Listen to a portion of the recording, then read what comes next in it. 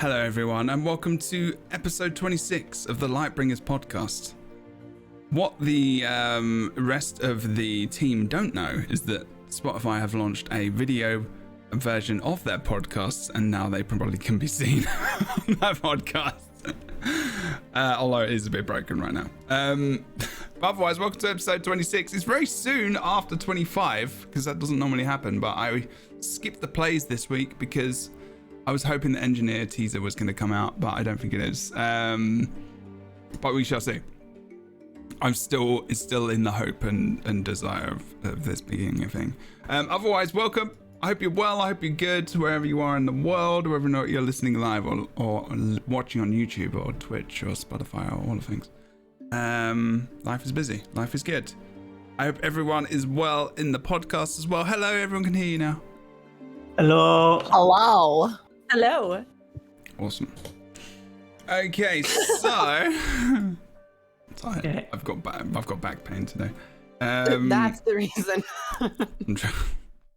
It's not the reason why I'm messing it up. No, we haven't even started the podcast, and Jeb's back is already hurting so hard from having to carry it. On top of the no engineer teaser yet. I think it will be soon. I think it just came out. I put it in Discord. That's what you were doing?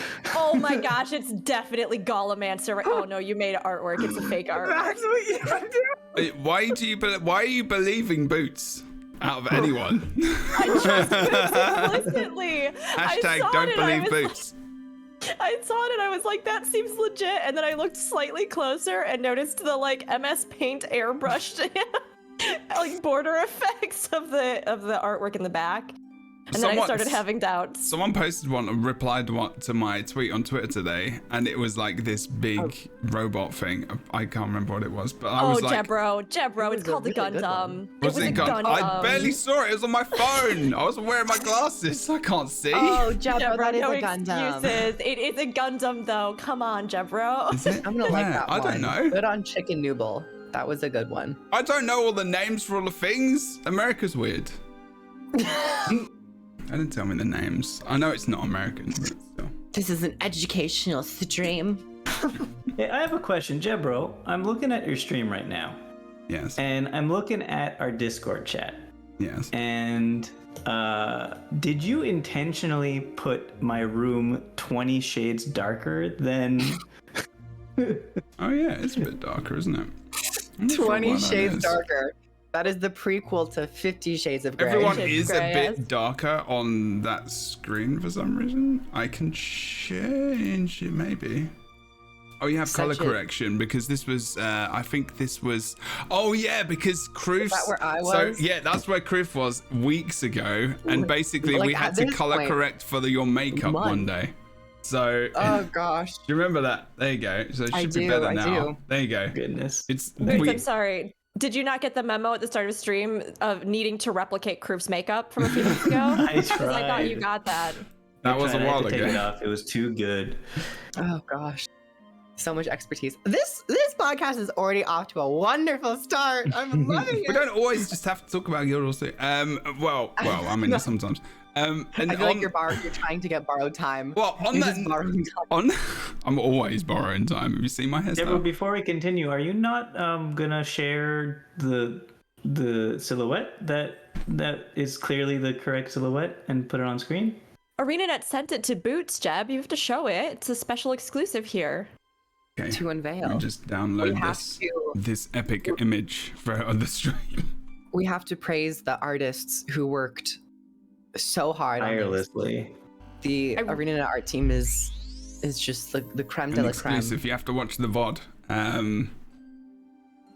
This is yeah, there it is. So let's break this down, everyone. If this was the engineer elite specialization trademark, not really.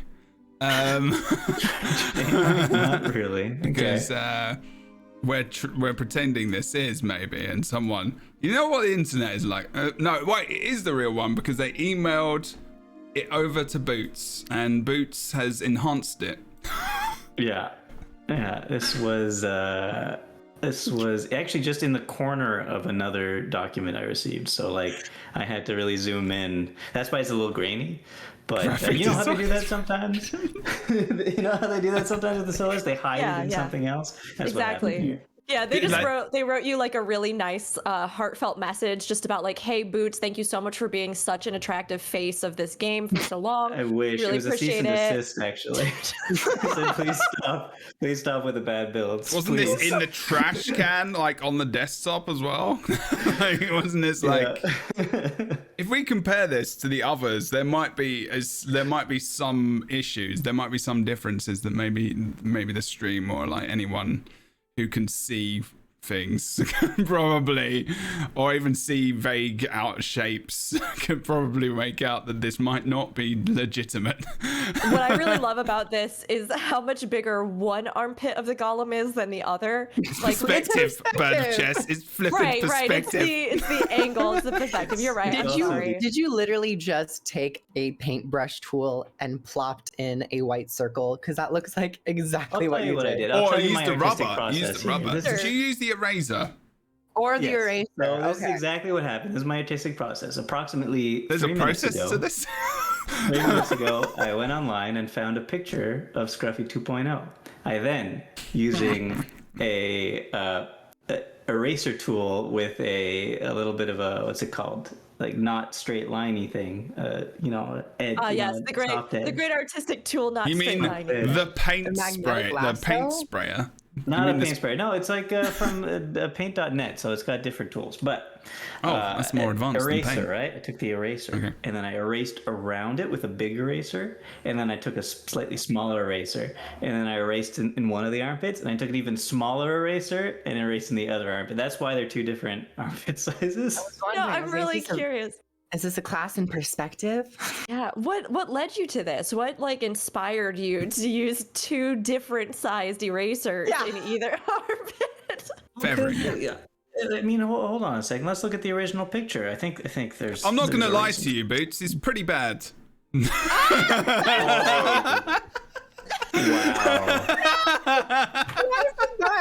I'm not gonna lie to you. It's really bad. But wow.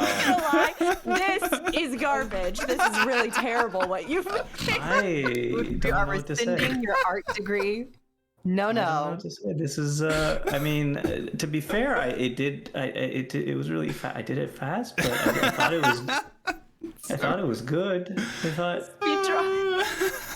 I mean, okay, I have to give you some credit, Boots. I have to give you some credit. Minus the very avant-garde decision to use different sizes of erasers. Call it avant-garde, bird of chess, because that's what we say when we don't know what the fuck's going on with anything. I really like in your rush to do this, I really like that you did pay attention to setting the scene and by giving us a little bit of a color splash backdrop, which I think is just a really nice touch that brings this whole teaser for the next elite spec together in a way that's just really coherent, gets me really excited for the class. Kind of like how, last week we were talking about the blood splatter and things with the new thief. I think this one gives me a really strong sense of its purpose. Yeah. Orange. I like orange, yes. Orange is an accurate color. That is true.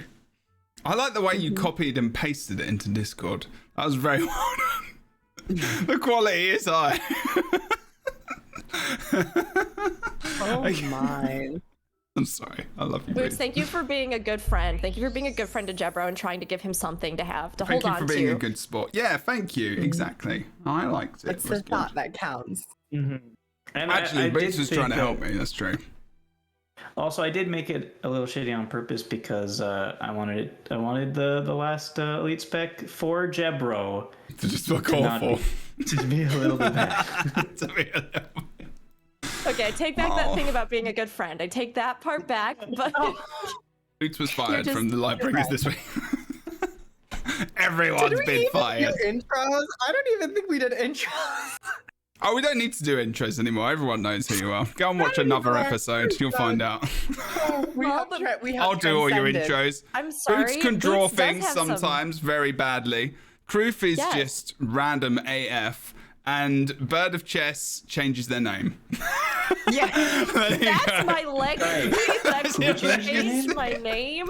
Sorry, who changed their name? Gosh. Rook. What was that Bird name of you just Chess. said? The media of Bird of Chess may no longer be in existence soon. Very soon, yes. Who is this? What is Bird of what? What is that?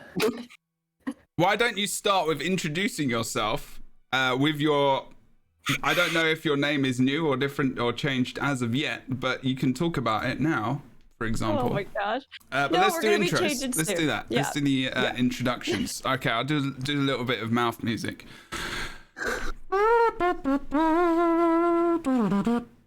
Oh, you Bird of meant chess, literally. rookery, rook, person who does the things. My mouth is tickly now. That's what happens when you make mouth music, Jebra. Your poor lips are chapped. They're just split open. Yeah, my lips don't exist anymore. Okay, so... Oh, this show is so bad. Sorry. This has been fantastic so far. I don't know what you're talking Rook, about. introduce yourself so I can stop Sure. talking. Okay, wait, but can we gonna turn also- the mouth music into a follow noise for your channel at least, or something? I think that should happen for sure. Someone clip it and then we'll do it. Right, introduce yourself. Sure. So I'm going to also introduce myself. I'm going to count myself in with some mouth music. So, All right, everyone has to do their own mouth music. Start again. I was mouth musicing, No, Jebra. because Would you like me it to- didn't pick up all of it because it was too low. Sure. Okay, I'll go go again. louder. It's still not loud enough. You It gotta, just you isn't. gotta do it And right you into the just mic. did some Just do it weird right thing. into the mic. You did this weird thing with your chin that I bring- don't even know. That's not mouth music. That's... Bring the mic right up here and just do it again. Okay. Oh, don't spit in your microphone. That's gross. Okay, I'm going. Be very serious now. Why isn't it working? It's so Do you weird. wait, do you have RTX voice on? Maybe. Can you really You not hear probably it? do. You Or are probably you have a just filter that messing gets with rid of me? the What, they background think noise. that sound is a background Oh my sound on God. RTX voice? Well, I mean, it's Like, not really? a good sound. It's not a good sound inherently. So. You have to just do it vocalize differently, it. Rook. You have Okay. to do it like... Hey, everybody. I'm Rook. How was that? Was that good? Was that better? That's not Was classic mouth music, but it'll do. Was that Midnight at the Oasis? It was, yeah. Correct. Okay, No. Sorry. Hey, everyone. I'm Rook, aka Bird of Chess for now, but soon to be Rookuri, Rookuri. So that will be happening here, yes, very soon, like the next week. So keep an eye out. It'll still be the same content, just with a name that actually applies more to me and doesn't make everybody think I play chess, which I don't. And I'm so tired. I'm so tired of disappointing people. So I only play MMOs, mostly Final Fantasy 14 and Guild Wars 2, What and I'm happens if you incredibly start bad at... playing chess now? You've just completely denied yourself. Yeah, I think that really will mess everything up pretty badly, but we'll see how it goes. I'm also pretty terrible at mouth music, and that's me in a nutshell, but you can always check me out. For the other content relating to MMOs, no chess, no mouth music. That's disappointing. I was Rookery looking for the minus mouth mouth music. Oh, I'm sorry, the support. outro. Go support Rook's Final Fantasy stuff. It's good. Yeah. We just did a big media tour. Thanks, friends. Do it. Hopefully soon I'll be able to do some additional lore stuff for Guild Wars 2 as well, so. Do it, yes. All the links in the description. Spotify has completely changed their pages as well recently, so you can actually click links in Spotify, so it's very, very good now. So please go and follow the people. Kroof is back after a week's hiatus back. because they were fired. Yeah. I was fired, but they couldn't keep me away long. I changed my social security number. You I got a changed new your name ID. and everything. Yeah. So Yeah, you fooled I'm me. back. They were So- fired and now they're fired up. Mm-hmm. Energy. Let's go.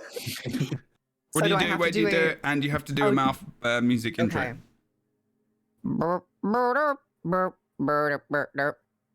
Ah.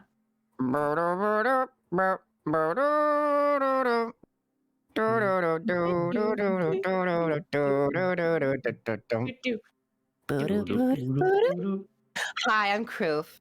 For those of you who know that music, hey there.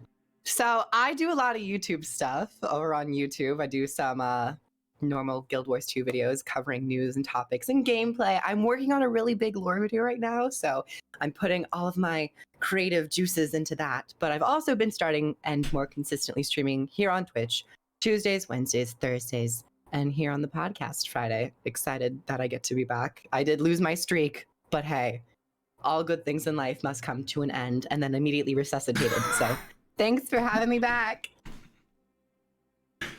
Go and follow Crew for some reason. That sums it up, yeah. Sorry, I'm in a dark, sarcastic mood this weekend. Is it Friday. because you haven't seen the engineer silhouette yet? I think that's why I've been upset. No, that is literally why I'm upset. And last but certainly not least, someone called Boots, who is, as we have found out today, very artistic. Yeah. That's what I do. I'm an art streamer. And I got a portfolio. It includes that silhouette that I made, and that's about it right now. But it's getting bigger. I have been streaming recently. I streamed 7 times in the last 3 weeks, and because of that, I got affiliate. Hey! Oh, nice. So Congrats. And Partner next week, mate. All good. Let's go. But also besides that, I do YouTube stuff. Make videos about bad builds usually. And didn't you do one recently? New bad build for engineer. If you want to go look at that, Jebro. Wait. Oh yes, we can do this. This is what we can do today. This is what we can do today. Oh yes. All right, we can do that today. Comment. I play a little bit of NG. I'd like to take a second though, because Boots, you did not do mouth music. So Oh, I yeah. don't feel like That's I'm really. true. I'm pretty That's sure true. I did. I think we could move forward though now. I think. I don't Nope. remember it. The show does not go on until we have completed it. Okay. I can't do it while I'm smiling. My Well, I'm cheeks gonna need hurt. Stop I've been smiling. smiling so much today. This is sometimes a good place to be.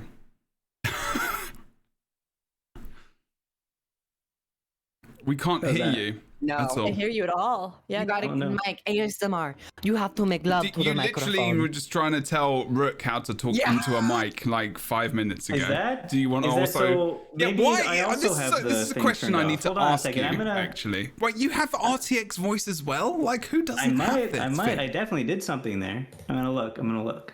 How do you? You like haven't. that If voice- you haven't got it on, you. Here, I'm gonna have do to push to talk. I'm gonna do push to talk and push to. No, you have to Oh. push the button to talk. Yeah, you cut yourself off there, but that's okay. You're doing great, Boots. You do great. Can you hear me now? Yes. Yes. Yes. Okay. All right. Stop smiling, Boots. So help me. Stop it. Do your mouth Make- music. Make love with the microphone. Get up close. There is no sound coming out of your voice right now. Oh, it's like in a nightmare when you're getting like murdered and you're trying to scream or run away. You just can't. That's exactly what being on this podcast is like. Yeah. Oh fuck! I'm trying to whistle, but it's impossible to whistle when you're laughing. So hold on a second. Literally, I heard 2 seconds of you whistling, and then it immediately. It sounds like you've got a compressor, or you've got something else, or it's No. pulling down your high end, and it's Oh, pulling down your high interesting. end.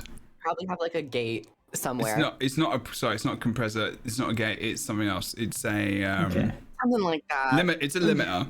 You got some kind of Yeah, limiter, yeah. like just pulling out the high end. So you go. Oh, okay. Wait, there's a button here that says advanced voice activity. Turning this off may help if your voice is not being detected by the automatic input sensitivity. Huh? Okay. Now we Okay. hear like all the Hold things on. that dogs hear. Problem probably. is it's grayed out as a switch. I can't uncheck All right, so it. I think to get on with the Oh, podcast, we'll cancel your music, and you The can acapella record, and section has you can closed. you can throw it. You submit it elsewhere. Your art for today will be your introduction to the audience of the podcast if they've never been here before. And also, if you've never been here before, this is actually a podcast about Guild Wars 2 and not about how crap we are at things. So that is exactly to say, what though, the podcast is. I'd just like to say my whistling was actually quite good. I'm afraid. We believe you. Yeah. Okay. I believe it. I believe Someone, it. I believe someone it. does. They do. Somewhere. Okay.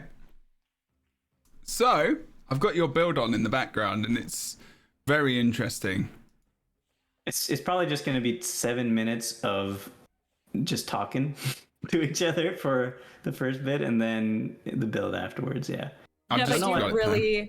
I do really like that you were like, I swear this podcast isn't just about us being bad at things, and then the video that you pull up is Boot's bad build. It's very good, and I like it. I think we need to embrace this today. We need to embrace the chaos, the friendship, the nonsense that is playing MMOs, that's playing Guild Wars 2 together and talking about it on this podcast. And sometimes the bad builds that bring you great joy, even if they're terrible. Okay, so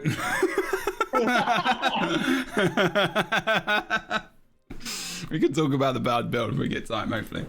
Okay, so Guild Wars 2 has been doing some bits and bobs recently. Obviously, we haven't had a teaser for a bit because we had one a week ago, in all honesty. Does anyone remember what time that was? It was during this. It was it's after the video, wasn't it, of Xingxie and stuff. Okay, fine. So they hate me. I really want to see that today. In case you're wondering why I'm excited, I'm main engineer. I know a lot about it. I want to have the entire podcast devoted to it. I'm not gonna lie. I'll tell you this right now. They currently have the silhouette teed up to be tweeted out, but they are holding on to it, watching you on this podcast, and just watching them torture you, and they love it. They love it. It's definitely Colin. And Josh probably sitting there. Actually, probably not. But then just we're just gonna release it at the end, so I have to extend it. Please, or internet, please release the engineer teaser so we can talk about it on the LightBringers podcast right now. Please, I want to talk about it very much. Please, can you release it early? Please. In your hands. We can talk about it now, and everyone will come and watch us and listen to us. We will. Everyone on the podcast. Summon it. Why don't you just throw up the one Boots, that everyone, hands together, whatever way that you would say to please do the things. We have to perform a summoning circle. Yes. Yes. I just want to say that took a real feat for me to watch the stream and then try to line my arm up to where Kroof's arm was reaching up towards me. That's what I was doing too. It took some skill. Oh, because on Discord, it just looks like you're doing a weird arm thing because we're different. It's just I mean, there's still very much a chance, Jeb, because yes, they showed the teaser at the end of the broadcast last week, right? Which would have been closer to 3-ish. Well, 3-ish my time. Sorry, CT. Oh, right. So okay. yeah, it would have been a little bit closer. So maybe here in a few minutes we'll have it. Maybe we won't. Just don't have any expectations, Jeb, so you can't be disappointed by them. Wow, you sound like my mom. That's awful. that's like I need to be lied to constantly. Please be very disappointed all the time, so you're never, ever, ever going to be happy about anything ever again. What I said was not to be too excited or disappointed. You're supposed to be middle, neutral ground. You have zero expectations, and you just let whatever happens happen. Have you ever met me before? When am I ever middle ground? I'm either very sad or very happy. Okay, it's a very bad place to be. What would you like to see from the silhouette, Jebro? Oh, we're talking about what we want to see from the silhouette. That's actually quite a good idea. It happens sometimes. Oh, you're Kroof, aren't you? Sorry, I forgot about that. What do I want to see? An image on some kind of website very shortly. Did someone clip that? Is that what the clip is? Sometimes is good. What? Really? What is the? So you did not do mouth music? Sometimes. Oh, well, that's something about mouth music. That's not it. I need someone to clip it so I can tweet it out to them so they do it. I don't know what the big deal is. We have the picture. You should show it. All right, I tell you mean, what I want from it, not that. That's Okay. all I want. Fair answer. Fair answer. I'm sorry. I want exactly that. I actually am holding out for Golemancr to be the new NG spec, which to Oh me, yeah, it no, looks I like want it that. could That would be cool. I don't want weird like Well, armpits though. Like I don't want You that to don't be a want weird feature. armpits. Wow. Way to armpit shame. Armpit shape. You must hate me. I have the weirdest armpits, Jebro. Have you seen? No, I don't. Only For a go second. subscribe to my only armpits. Oh, did you Only see that armpit. creepy girl? The creepy girl on flipping the Xinjiang last week. She didn't have armpits. Oh so... yeah, they did not render their arms. You know, that was a strangely rendering enough, problem. she didn't have Was it arms, though? but she did have armpits. That's how creepy she was. Did she? Yeah. She I tell didn't think we you got that close to the model I look don't at think that. we did. It was all Did you? armpit. Please? Oh yeah. I spent a long time looking at that.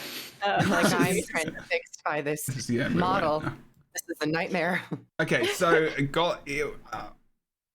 people are scared though. I've had like people in my comments and YouTube videos, and when I've been tweeting about it and talking about NG, and people are like scared because it's the last one, and they're like, and loads of people love NG, but like a lot of people like, I think a lot of people like the idea of NG and what it is, and like the imagery that it brings and what it does, and because it's very much engineer. It's got like gyros and robots and like this photon forge and the hologram stuff, and it just feels very very well themed. And I think there's people like who are wondering and who are worried about it being going completely off brand and it being something a bit random. And like Golemancr would be cool, but also like, what is Golemancr in Guild Wars 2? And specifically, and like we can pull up some stuff and look at it to get excited about it. But like I don't know. I think I really don't want it to be golems. I just don't want it to be anything to do with What do you golems mean? because Why it will not? just not be good. We've already got golems. We've already As got this- golems into Nasura. We don't need And okay, now golems. Tio, I enjoy using the Asura golems, even though they're terrible. They Now, are think about awful. it this way. Think about if they were good. No, No, and but had what different would models. you do? But like, that's the thing, though. Like, an engineer already has like an exponential amount of abilities to use. Like, I don't want another ton of it. But like, it's, Oh yeah, okay, good point. Good point, Jebro.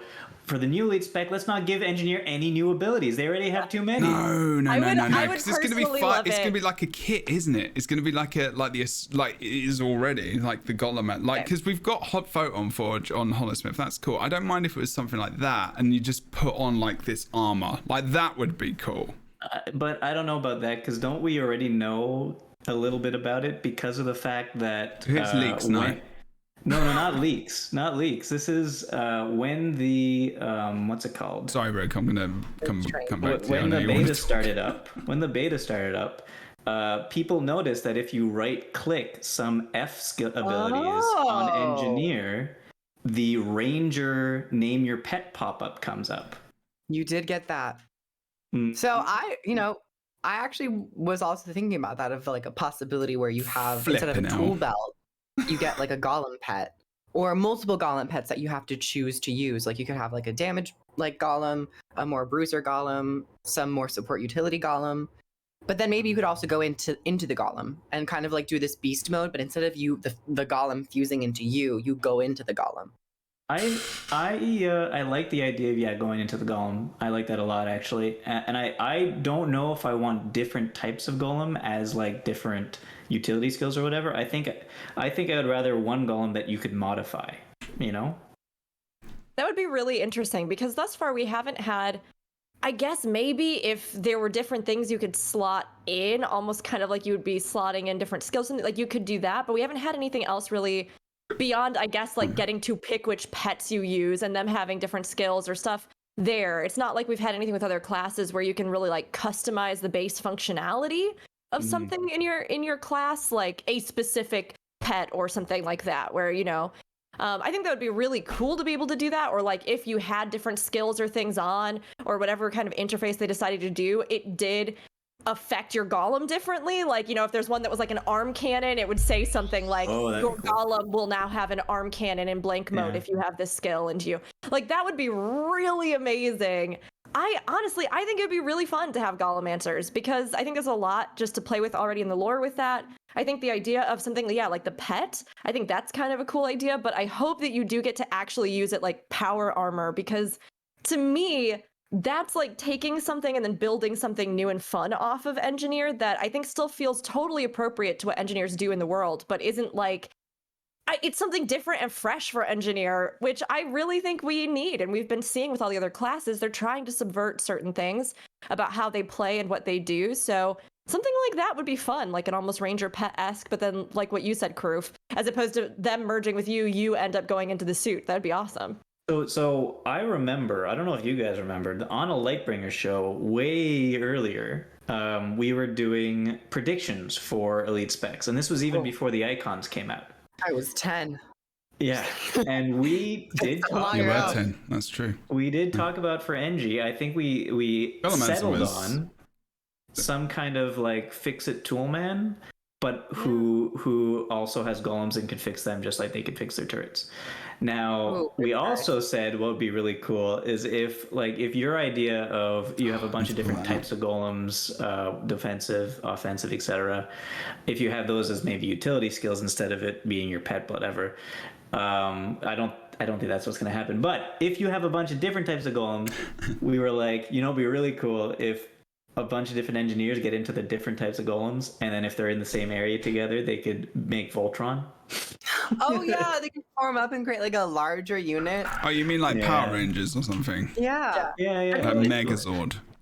That would be the coolest thing ever. I don't think they would ever put it in the game. I don't even I think don't we're think close to the technical limit that Guild Wars 2 has. But that is where you learned about the 3 Wolf Moon thing. So wait, question. So if we go to the Golemancer page on Guild Wars 2, and this is something I have a question again. Not necessarily something I think. It's just a question. Just reading the only real blurb about it, other than the actual list of notable Golemancers. A Golemancer is a specialist in Golemancy, funnily enough. That is the building, design, maintenance, and usage of golems. Golemancy is an exclusively Asuran endeavor, and is represented among alumni of all 3 colleges. Just because it says exclusively Asuran, does that necessarily mean? It doesn't mean anything, because I'm sure if you look up waypoints, it'll say that's an exclusively Asuran technology. Yeah. And we're getting Dragon Jade waypoints in the expansion. Is the waypoint the same as a golem though? I don't know. Absolutely. No, because I think though? because Cantha is so detached, and they are, from what we've seen, very technologically advanced with the Jade. They might not call it. It probably will not be called Golemancer. However, it will have that feel. Cantha's going to have its own name. Say more about that kind of thing that you're talking about, because they said it last week with the waypoints as well, didn't they? They've got their own way of doing it, right? Yeah, like with the Jade. That's it. So new technologies. I think probably one of the very small details, which I really love, that I kind of wish Path of Fire did as well, considering that like Path of Fire was closed off, yet there were so many Asuran waypoints. It's nice that they are furthering the idea that these areas are detached from the game that we currently play, and with that, these unique cultures have been able to prosper and progress their own civilization using the Jade magic. And of course, we've seen that with some of the waypoints. We haven't really seen it with Elite Spec. Well, actually, no, I lie. We did see it with the Bladesworn, because from the lore snippets that we got, the technology has been implemented into that gun saber. So we could see this with the Engineer, because it is so, Engineer as a class is so focused on technology. So it might not be called Golemancer, but it might have that flavor. Yeah. It'll be called Mechs. And the spec will be called Mech-Techs. Mech-Tech. Love it. Tech. Mech-Tech. It's also important that when we think of like technological evolution, right? Much of it is an iteration of an iteration of an iteration. So the fact that a certain technology has existed in the world for so long, and while their own people have spearheaded much of it, and we know that things like the Waypoint Network and the certain gates, prior to everything that happened with Primordius, they had a fairly expansive worldwide network. But there were many countries, nations, continents that were lost after everything happened with the reawakening of the Elder Dragons. So it's one of those things where they lost a lot of their ability to reach various places, but it doesn't necessarily mean that the impact of their technology has not still been felt across all the different parts of the land that they were in or had some presence in, or that there used to be some kind of cultural exchange, right? So it would make sense to me that not only could Canthans create their own technology for this, because we've clearly seen that they have used Jade in a way to do technological advancement that is their own, and even combining different things like chemistry, alchemy when we look at Harbinger, but then like you were talking about with Bladesword, that combination of like the old technology of literal blades and then something more like guns using amber. So we have this idea that it's very likely from little snippets we've seen that when we get to like the actual, Kaineng City and stuff like that, we may see a more industrial place, a place that has been influenced by an industrial revolution of sorts. So all that kind of stuff comes from different inspiration sources and cultures and technology influencing the development of other things. So I wouldn't be surprised at all if they even drew from some of this, or if somebody knew something or had heard something about these kinds of technologies, or a golem even washed up on shore, or there were any remnants, they could have easily, based off of that, or they might have just come up with their own equivalent if that's something that, in this world, building something that's magically enhanced to make your own powers stronger makes sense, because there are a lot of gigantic foes, creatures, dragons, enemies far beyond your actual scale, so... I think that's very possible, because I know we got an image of one of the characters, June, I think, or something like that, who has an arm that's dragon jade. That would be Yao. Mechanical. Yeah. So yeah, if you could make an arm replacement of that stuff, you could make a whole thing. Well, I was just reading this as well. I don't know if anyone would like to read it. Oh, actually, I'll read this one specifically. But like, list of notable golem answers, which is very interesting as well. There was one that I found very interesting here. I think is it Ula? It says create a mobile Ula. I don't know. Create a mobile. Sorry. That's it. That's the correct pronunciation. Ula. Is now the name apparently. Created a mobile spell working platform for use against the destroyers and perfected the technique of necromantic golemancy, but guarded her secrets too well. Like what? Like necromantic golemancy? I remember. That's a Blish thing. Is that what the Blish it is? Okay, cool. Because I just played that episode. I just replayed that episode. So putting someone into a golem, like their consciousness, right? Is that necromantic though, or is that? Or maybe spirits into a golem? I know there's Ula's lab that you explore and learn about all that stuff, but I don't know if I listened to any of it while I was exploring it. Yeah, necromantic just links to necromancers. I guess you could consider Blish to kind of be of a necromantic golem. And so tiny. Blish's physical body died, correct? It's gonzo. Yeah. So I guess there would be the idea of like necromancy, I suppose, either resuscitating life or like, dealing with the undead in some kind of sense. I guess, yes, spirits where their actual organic form had been destroyed, died, broken down. I would say that could count as a type of necromancy, This is interesting. Yeah. This is like, there's more about this. There's Zin and Blim as well. They're talking more about like there being like apprentices of Ula as well. And I'm starting to think like the only stuff we got on the Guild Wars 2 wiki is mostly about necromantic golemancy. And I'm like, I'm kind of, I may just be hoping. There's a couple ideas here actually that I could definitely see with Kantha. First and foremost, quick note there, we did see a Jade mech in the training grounds that was not textured yet, so they obviously do have some mech, though it was maybe hidden from us for a time to just not spoil anything. Did it say, was it the name in like the brackets, or was it? It was in brackets and a completely different model with like a green bubble around it. Then did it say mech in the brackets? Yeah, I'm pretty sure it said mech. Okay, and then so it might not be called a mech. His eyes are gonna pop out. Do you want to say something? Excited. Or do you need to go to the bathroom? I have something I really, really want in the game in the future. Is it relevant at all to what we're talking about right now? Yes. I'm never irrelevant to what we're talking about. There's always a huge Kroof tangent has to involved, continue. but Kroof is still talking. Kroof. Oh no, just one quick point. The all other I thing was doing was making a face. Yeah, but we were just talking about Rook's face for a second. and then we'll talk about Jabro's face. No, and then, don't talk about that. talk about my face. I like how you just did your hair afterwards. You just then we're talking about my face. I like that was such a power play. Like all of your faces, yeah, there's a lot to talk about there, but my face is Yeah, I know, right? No one to talk about. Very But good. Quickly, my second point is the topic of necromancy. The thing with the Harbinger, Yeah. the Jade, Uh-huh. consumes the magic of the Elder Dragons.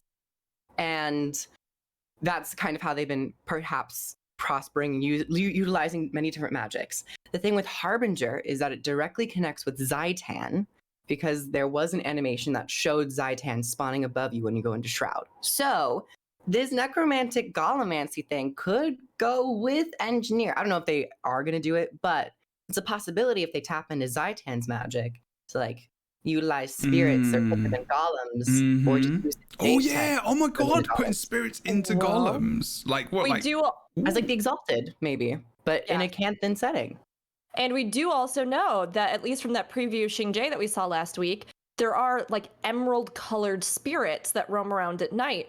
Which I didn't even think about the fact that this could be a phenomenon specific to Cantha because the Jade has like absorbed that particular element of draconic magic. Perhaps that reanimates spirits in a sense and lets them roam, or it gives them some kind of power. It could also just be that there's some At kind of night, other yeah. magical fallout in the area. It could be that the Jade itself like takes all life essence and holds it in, and like anything that's like the inherent, I guess you could say, magical force that animates, you know, life, maybe it just absorbs all of it and now it's like expressing, and we see at night, you know, these spirits roam. We don't totally know what that deal is, but I think that's actually a really interesting idea that it could be something to do with I that. do find it interesting and strange that we have an entire class with the Necromancer, the Harbinger, who uses jade bullets and jade stuff, and it creates blight and horrible things all over the place because of all that you're just injecting jade directly into things. And for some reason, they all trust jade tech-based waypoints. It's like, yeah, sure, I'll teleport through jade that creates all this terrible blight. Well, but I think that Maybe they cleansed like it.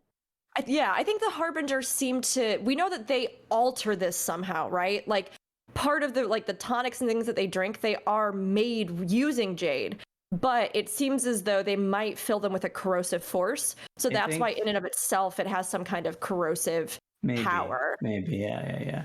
But what I was going to try to talk about earlier with the necromantic golemancy, Taimi might use it in the future for herself, possibly. But I really hope that we get an enemy, an evil person that is able to harness that power as well. Because wouldn't it be great if in the future we get some bosses like Mecha Joko or Mecha, like, because they're spirits. I mean, the spirits currently in the Mad Realm. You just gotta draw that spirit and the consciousness from the Mad Realm, put it in a golem, and you get Mecha Joko or Mecha Mad King. And Mecha that's how they Zaitan. retcon everything. Yeah. No one died. I'm still convinced that Joko's energy and essence and entirety has been consumed by Aurene. I don't think it exists like a spirit. But that's just my personal belief. Well, That's just my personal belief. Joker is like the Joker we have now in the Halloween event isn't our Joker, is it? It's a different one from a different realm. If you Might go be a through the different story, one. no, it I also put the 100% Mecca in the is. Discord. He's a different. Yes, I'll pop that up in a minute. So shoot, and also if you haven't done that, sorry, that's a big spoiler. But anyway, I just found a picture of Ula as well, and look actually what Boots was talking about. When Boots started talking about the bullets and also thinking about elixirs and how much Necro has taken on of Engineer, then it makes me think, maybe Engineer is going to take some Necro kind of stuff on. Hold on, was I right about it being think called so. Mech? Yeah. It's Mech? in brackets. It's in brackets. Remember, I know, anything in but brackets still. is probably going to still stick change. with Mech. They might do. Not know. necessarily change. It's just up for change. It's like we could change it. It could. Wow. I mean, great minds think alike is what I'm saying with ArenaNet and myself with Colin and Mac. That's what I'm thinking. I mean, it would be fun because it Sure. would harken to like the mecha genre. I mean, I think it would be fun. It would harken to a genre that does exist, and mech is a real thing. So Mech is a real whether thing. or not they use it, but I think that would be a good time. I kind of hope that they don't lean the necromantic route for this new NG Elite spec. Just because we already have necromancy. You know what I mean? I'd almost rather see it somehow subvert or use some other, if we want to do an Elder Dragon power drawn from Jade, I'd rather almost see it use something else, or maybe have some kind of other connection to it. I don't know. I think there's just a lot to explore with it. Yeah, just destroy your mech. That's just what you get. Destroy your mech. That'd be good. Oh, Mecha Joko and Mecha Zaitan and stuff would be a great couple of bosses for Guild Wars 2 in space when it finally comes to it. that would be like a lovely Super Adventure Box boss. Or just some funny meme thing that they do. I would be down. Yeah. I'm really interested. These 3 elite specializations in particular, I'm very interested in, but I'm also very concerned. Not in the same way that people are with the identity of it or what they think it is, but in the terms of like the time frame. If ArenaNet have been going back and actually getting more feedback and adjusting those early specs, I really hope that these 3 are the most solid, or at least they imagine them to be the most solid and well thought out, because Catalyst was only the second one. And I'm kind of glad that it was. Maybe it should have been the first. But if Catalyst was the third one, I would feel maybe even a little bit worse, because that's a lot of pressure to then like make changes for beta 4 if they are going to make changes for beta 4, or just overall getting the feedback in a much shorter time frame. So I really have high hopes for these. Here's a question, Crew, for you then. How would you feel, like, Crew can go first because I said their name. But like, would it have been nice, and I think this is, I have my own personal view of this, as you should probably be able to tell as I talk about it, to know about their ideas and thoughts and feelings after the beta straight away almost, and leading up over the weeks to give us more content about thinking about how they could change it, or they've heard feedback and they've started to change this, that, the other, so that we could already give them feedback before it even comes out to say, well, you know what, that might be cool, or that might not be cool. I'm trying to not say other words. But do you think that would be good, or do you reckon it's just nice to have no information and then just blam, here you go again, kind of thing? What do you reckon? I think I understand your question.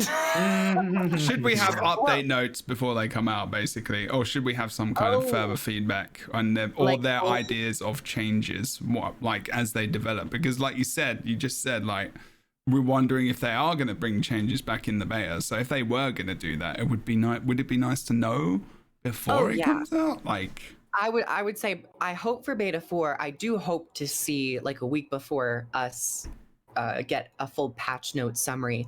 Maybe they don't have to change every elite spec drastically, but I do think just for elite spec 4, because we played Willbender and Virtuoso and Harbinger so long ago. I mean, not technically so long ago, but they were the very first batch. Feels like it. So, yeah, it feels like a long time. This time it's going by fast. It was like 2 months ago, 3 months. With beta 4, if we didn't see any changes to that, I don't think that would feel great. So I am hoping to see changes, and I think they will. So I hope that like a week beforehand, we get a full write-up of the changes, specific numbers, as well as just the overall ideas that they're like, okay, so we see what the feedback was. We're changing this area to increase, locking a target down, increasing damage.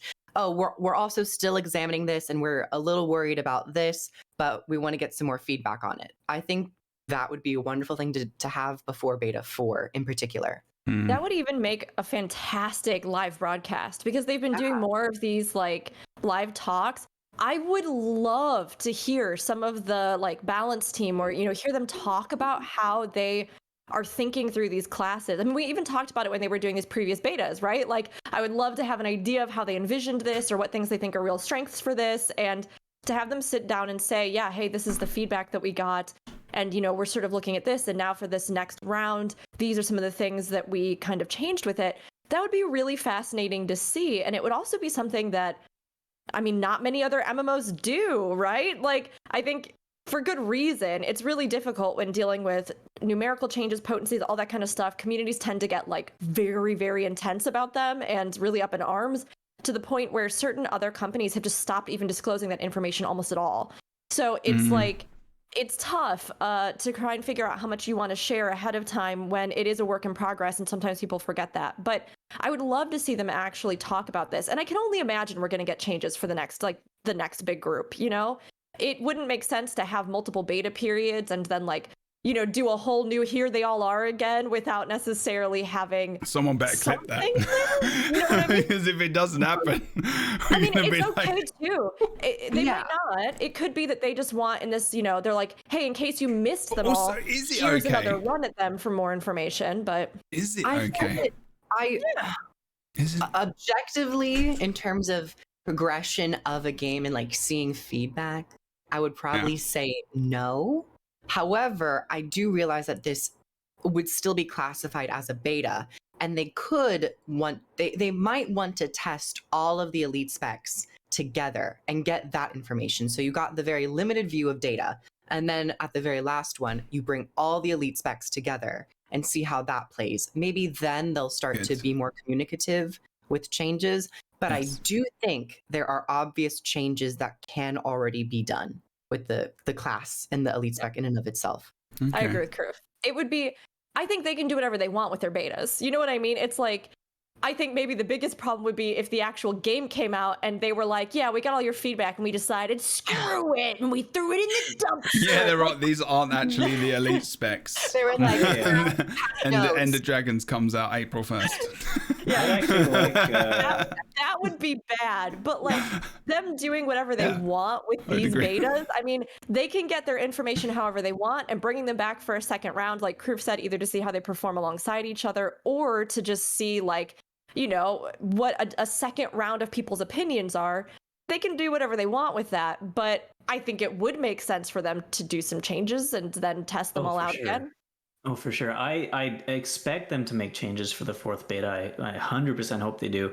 I also think, coming out with a detailed list of what changes they made before the 4th beta is probably the smart way to go about it. But I kind of, the bottom of my heart, hope that they don't release a list of things they change and just put it out with changes they implemented, and then see if our thoughts about the specs change, or they're like, oh, it's the same. It's the same thing. If players don't even notice the difference and be like, ha. I think they've put out, if they've done changes before, they always put it out with balance. I know. But as a concept, that's actually really interesting. From if I was a developer, I'd be like, I did a bunch of these changes, and then you got feedback that were they do that, but they do it on a very, very small scale. It's mostly stealth changes that are not included in patch notes, and then you realize 2 weeks There'll be down the line, stuff in between. But oh my God, they actually it still started. has a 5-second cooldown reduction. I mean, they've done a patch note for a change, literally one change on a class before.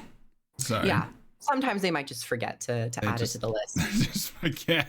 Yeah, I imagine. How could you do that? Oh yeah, we forgot to add. Oh yeah, we're now calling it Guild Wars 3. No. Oh God, we dropped the expansion. Forgot to put out a patch note. Yeah. All of a sudden, I can go to Camphor. What the hell is happening? In that very posh English voice. Well, kind of posh, I guess. Wasn't that posh. Okay, right, cool, lovely. So checking the Guild Wars 2 Twitter. Nothing. Cross fingers. No. Here, I'll check again. 32. Hold on, I'm just gonna refresh a few times. Very sad right now.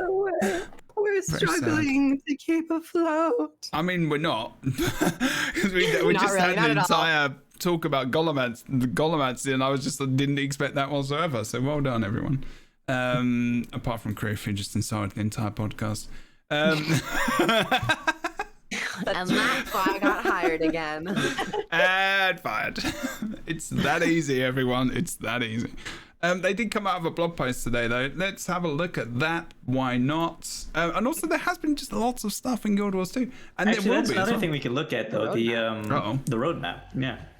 Yeah. Oh, crap. I went to the wrong I thing. mean, not to mention even just the big push with that bonus event during Mad Kings. We've had so many new players coming in to take advantage of the experience gain, to get those scaling weapons. Like, that was that was a really cool thing to Did see. you say this past advantage? week. Advantage? Take advantage. All right, sorry. It was just. I'm sorry, yes. Vantage Right, point. it should be They got a advantage. vantage point. I was like, what was Good. that word? We had many Started this players. week. They're gonna go Sorry. play like My an American. aluminium. Yes, we had many players this past week come into the game to take advantage. Started advantage. Wow, Aluminium. that is very Yes. good. That is Yes, I very. started this week Good with lord, calm 200 down. gold. I'm getting all. Rex with the accent there. Good. I'm getting all. Dame Rook. Oh my. Yeah.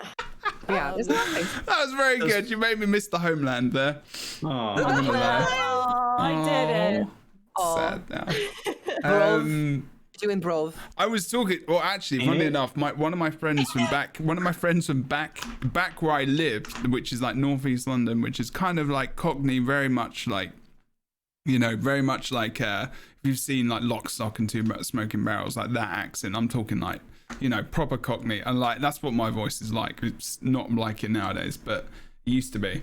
And she started talking. I was like, oh, flipping hell, I missed that so much. I just missed that accent and just a little bit. Because I used to have a friend here who used to work at Reading It, and he was from like, he was kind of had that accent as well, and he's not here anymore. So I was just like, anyway, it doesn't matter. I'm just sharing life random stuff. No, I love to hear Deb. That's cool. I mean, it is tough, right? Like, it's funny wherever you are, if you were from somewhere else, right? Like, there are certain things that will remind you of home, or they'll just remind you of like the atmosphere you grew up in. Totally, absolutely. Actually, there was a post today on Twitter as well, and it was talking about like PC game like magazines, and how you used to have the demos on the front and stuff. I mean, I don't know. Criff definitely probably doesn't remember that. I don't know. What? I don't think so. But like you used to have like the CD-ROMs on the front of magazines, and there'd be like a ton of demos, and it'd just be like, I remember waiting for like something specific. I remember Syndicate. I don't know if you remember a game called Syndicate back in the day, but it was basically very Oh my God, I worked on cyberpunk. that. When you were a fetus? I was gonna say you probably legitimately were a fetus. I probably wasn't even seeing. You actually may not have even been a fetus No, because your parent not may in my not have test been tube even yet. alive. It I was was not in a the test while tube. ago. If I anyone know. wants to look up what Syndicate and Syndicate was back in the day, but I remember waiting for that and like Sensible Soccer. Like this is when I was like a kid and like playing these games and like used to wait like ages for them to load up. I'm just oh man, demos were so good. And now we take all of this for granted. I'm just like, man, you can just get on your PC, bang, you play a beta. Oh, it's beautiful. Like, I think I remember bought those an days. entire video game for PS1 just to play a demo that was included in it. Yeah, for a different game. People used to do that, dude. Like I used to do that. Absolutely. Like there was like Tekken Wow. 2 or something demo on like I don't know, some Tekken 1 remake. I'm trying to find the flipping post. Where is it? Fallen Winter. Is it Fallen Winter? No, wait. Are you talking about the live show roadmap thing?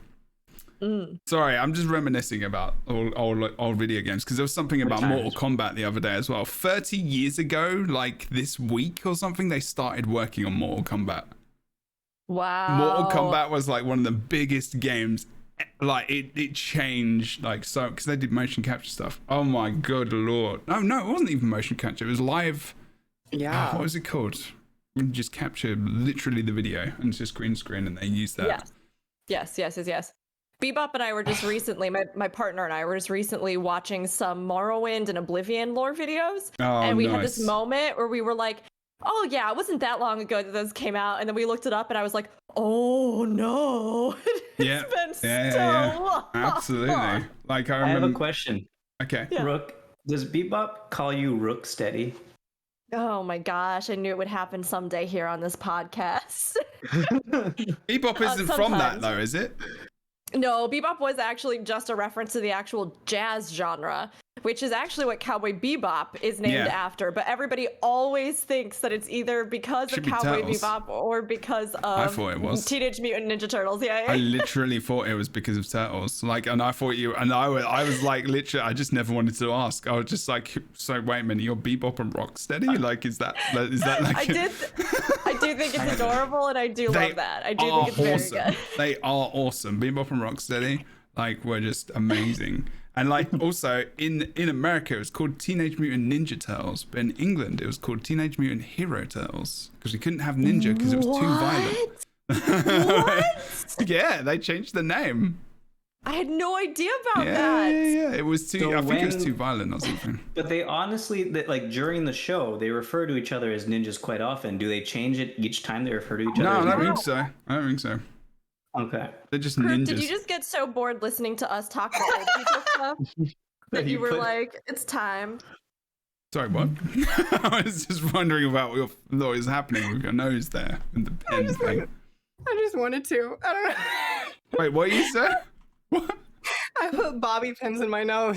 I didn't even notice Kroof that. was like, all Kroof heard for like a good, I don't even know, 15 minutes. We're reminiscing about our old age. Spat, like really old timey, like jazz scatting in the distance. It was just When like,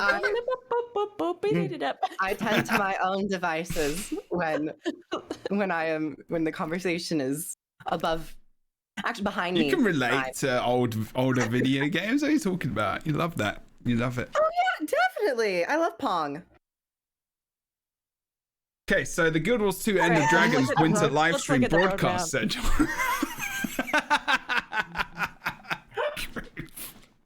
Fucking hell. Oh, I've known you for way too long. That was so good. Okay. Oh, it's okay. People can't see your face.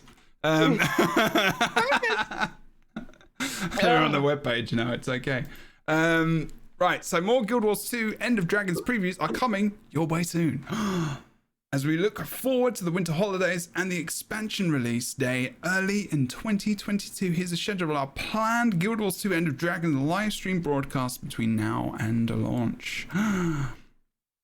So, beta weekend, beta free preview, October 22nd, which is in like a week and a bit from this very podcast. So next week, they should have had the teaser today. I'm not going to lie. It should be today. It will probably be tomorrow, as Kroof said, which will make me deep sadness, or Tuesday, the latest. So next week's podcast is going to be all about the trailers.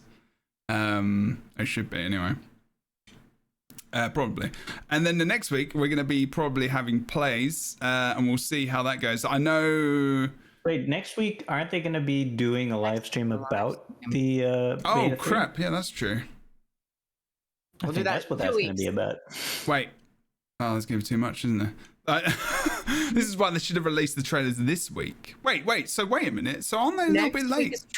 Next week's Tuesday is trailers. All right. Okay. Yeah, So the teaser should be today, Kroof, shouldn't it? It should be today, Kroof. Why isn't it today? I don't know.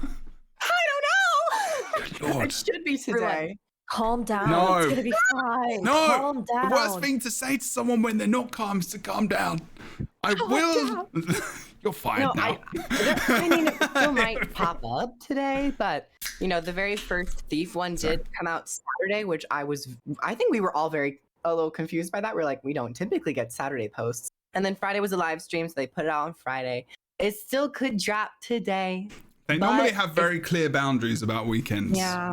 That's they don't true. typically do things on holidays. weekends, which was like, I woke up, I was like, oh my God, what? Okay. Yeah, that is weird. Yeah, especially because you were probably like, damn, I'm not going to be the first one to release something about it. I think I was. You probably were, yeah, actually. You probably were. I was well late. I was like, I think I was streaming and I was like, oh no. I can't Guys, I remember. woke up and I was like, not expecting anything. And I was like, oh, I have to get up now. Let's go. You can't see our faces right now, but Jebro, when thinking about the Elite spec that's not being released right now, the silhouette the entire time, see this turtle on screen? That's basically what he looks like right Yes. Yeah, that's pretty Oh, that's my accurate. face. Exactly. That is a cool face though. Fame, Look at how the do you guns. feel, Jeffro, having a mount modeled after you? I don't know, actually. I wish I had guns that came out of my leg, though. Because I I think that'd be don't great. ever remember Mhm. seeing it that close up. And I don't remember that. Is that gun always come out of that leg? Yeah, it's always been there. I don't Really? think it's the leg. I I think it's noticed it. attached. I think it's attached to the edge of the shell. Is it yeah, there? like there's Is that something. a No, gun? it's coming out of No, that that's not leg. even a gun. No, there's They're a thing just that's light. attached to I mean, the that's edge a of the bit shell. rude to Yeah. suggest, Oh. Boots. Oh, Is that That's gun, or not are a you just gun. happy to see Illusion. me? That's literally just lights on the sides of the shell, and Oh, it's is the it? shine of the lights. Oh, It's the shine of the you lights. know I why? see it. You I know always why I thought it was a didn't get gun. that? It's because you tried to do perspective stuff on your art earlier, and it's just completely destroyed my soul. Yeah, the weird armpits Yeah, have really I'm not messed us gonna, up. I actually used to think that those were guns too, because they I were like really- lights. And I was like, oh, it's like a Personally- barrel. I personally don't see armpits the have difference messed up between my this world. artwork and my artwork. They're very similar. I mean, you're right. The amount of technical skill, composition, detail, coloration is very similar. Yeah, wait a overall. minute. Let me see if I can just get a comparison. I think they both kind of evoke the same emotions, and I think it's in the eye of the God. beholder. Thank you very much. I was thinking they were guns for months now. Wait, my whole world is like turned upside down. Just sparkle lights. I Did you like make a everybody video in about them chat. being guns? No, thank you. Yeah. Actually, I think I did mention that there were guns on the leg. Oh wow. It's okay. Never mind. You No probably guns. weren't alone. I do like the idea everybody's saying they've got underframe or underglow RGB lights. Yeah. Wow. So when are you going to change the picture to Boots' art so we can look at it again, Jeb? I can see. I can see. Oh it no, there. I'm about to do something else, even better. Oh, comparative. No, I was just gonna say- changed it just then, but now I'm going to change. I'm going to show you something else. We're going to do something. I'm We're going to do some analysis. That's what we're going to do. Mhm. I Okay. was trying to make a sassy comment about how the quality was so similar that it didn't look like it had even been Oh, changed. no, you can do Sassy, that. just Just hold sounds on like a to it. truthful comment. Just hold on to it for a sec. You can definitely do that. Just keep talking about other things while I'm trying to do something. What are we holding on to? I'm even making a new scene for this. This is how much effort I'm going into. right now. Wow, really going into it. Yeah, it's called Boots Scene. It's literally called the Boots Scene. It's great that they're doing. I really do appreciate that they've been doing so many roadmaps and informational things and blog posts, and I mean that has been really great this past probably year. I mean, just seeing all of it, but even more so as we lead up to things now for the new expansion. You know, I think maybe the live stream last Friday was the one that maybe we had the least kind of hype surrounding notification about surrounding it. It seems like some people missed that, but everything else like has been very. I think it's just been really great to see all this talk and hype and excitement and the beta periods and Especially having a roadmap that goes up, not specifically with the date, but goes up to the launch of Guild Wars 2 End of Dragons. It's like they just put everything out there. Maybe not everything. There might be a couple things that they're not going to talk about, but we have a lot more live stream content to cover and to talk about. Speaking of the roadmap, did we discuss that at all when it was on screen? Because there are some interesting things that we should probably talk about. Oh yeah. No, we have to talk about this first. If you're not watching the video, and I'm hoping that I can get this up on Spotify as the first video podcast, I'm not going to lie, but there is just absolutely no difference in the art style whatsoever, clearly. Pretty close. Mine's Halloween themed. Oh, that's true. There is very Halloween themed. So what we're doing right now, do you mean it's orange and black? Yeah, that's why they're releasing the NG now, because of Halloween. yeah, they're actually not going to give us the reveal for the NG until The end of Halloween. If you are, Oh, no. if you're just listening to the audio of this, you have to go and watch the VOD like right now. It will be in the description. But we're about to do a deep analysis of the difference in art style between what Boots did and what ArenaNet did. Although technically they did the other one as well, but Boots just added some orange bits and random erased the armpits at different sizes. I mean, So- maybe to a layman, that's what it seems like, but... Would you like to describe what you're talking about? No, I'm good. Oh, you're good? The art, you also cut out an entire chunk of Scruffy's abdomen. He doesn't have an abdomen. And arms. The arms are meh, but the abdomen. Yeah, the He- abdomen really has been just eaten into. There's a But, good like, part.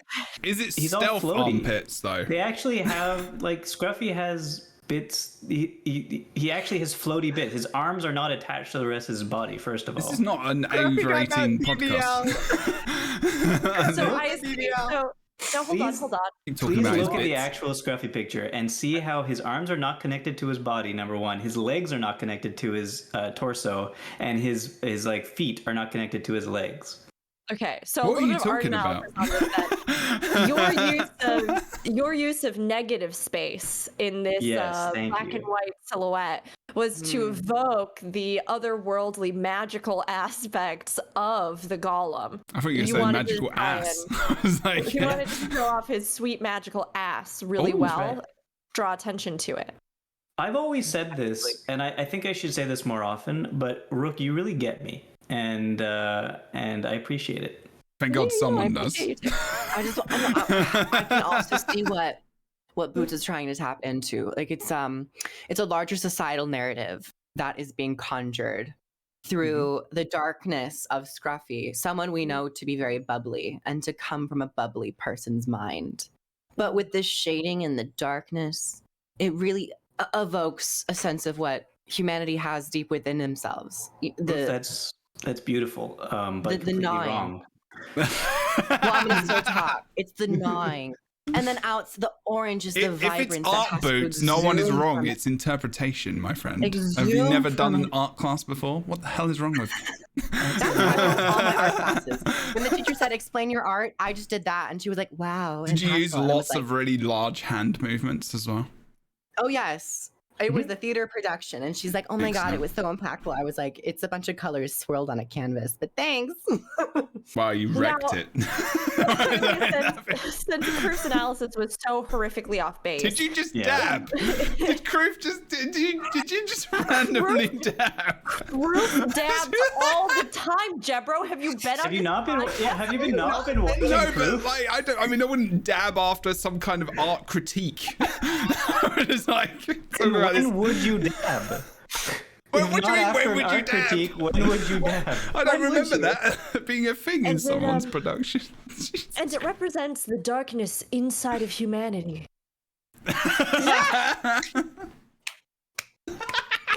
It's a very. And the darkness of it all is just swirling together.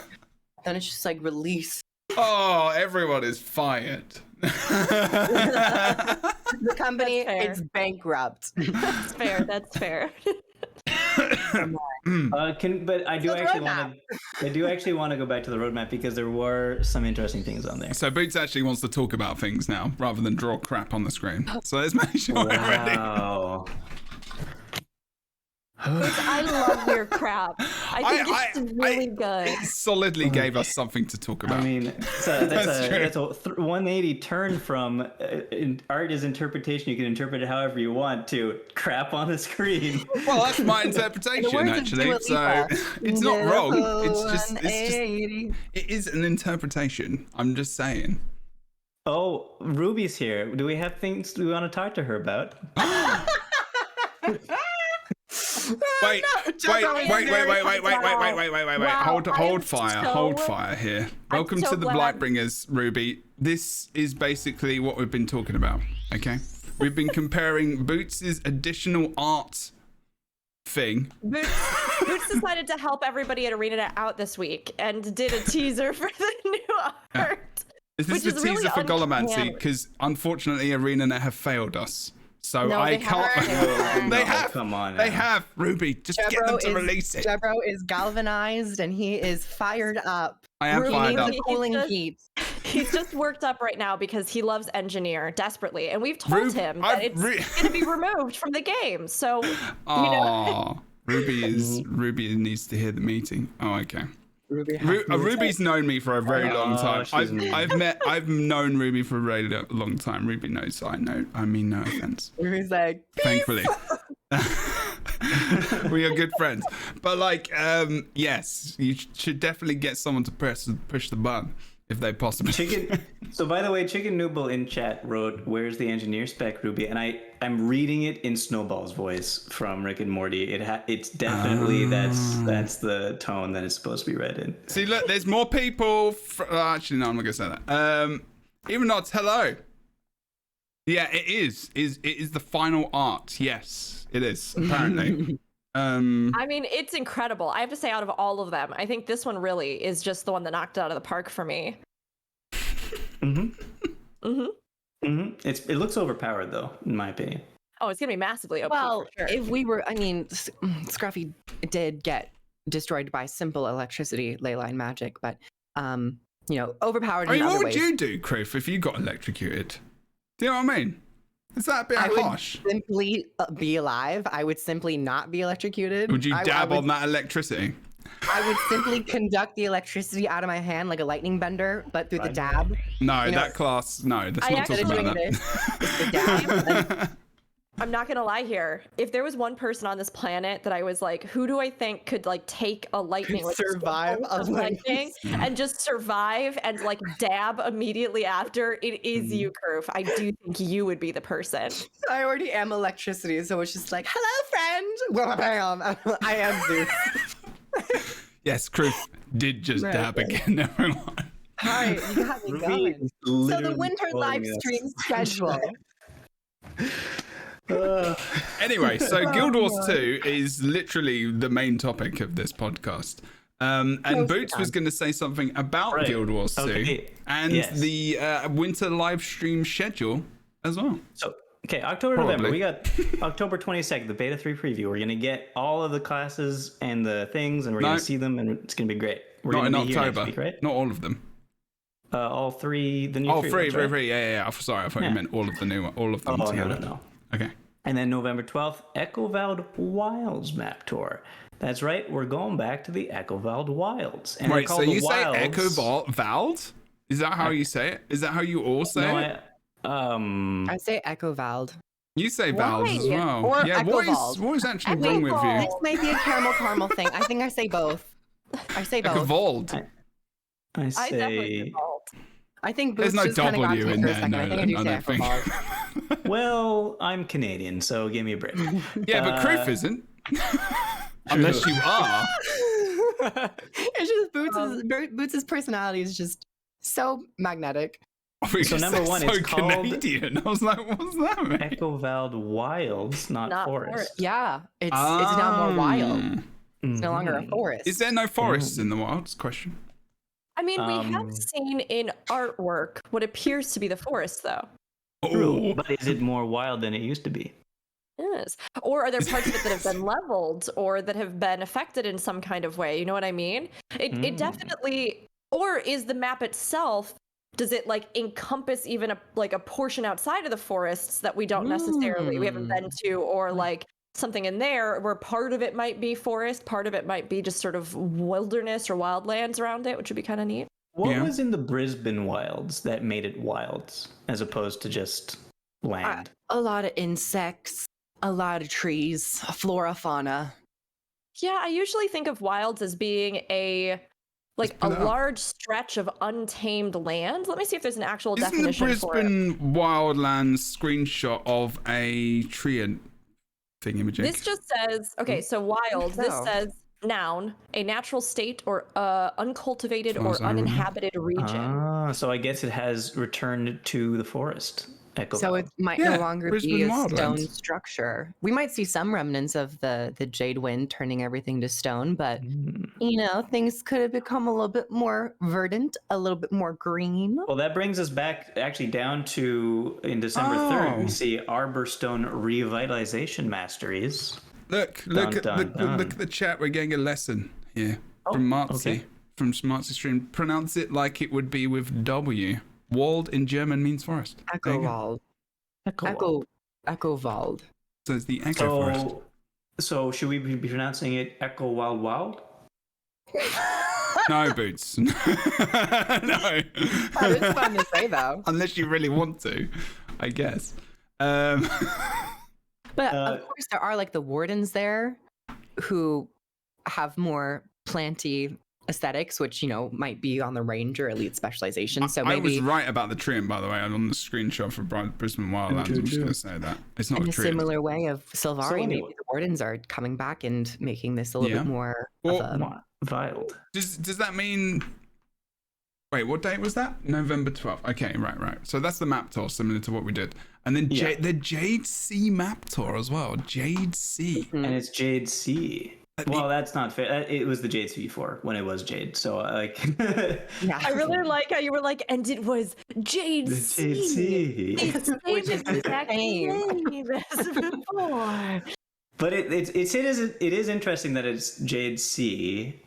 So which means that it's going to be primarily the sea, I'm guessing. I mean, yeah. Probably. Right. But does that mean we're going to get an underwater map, or does that mean that it's Jade?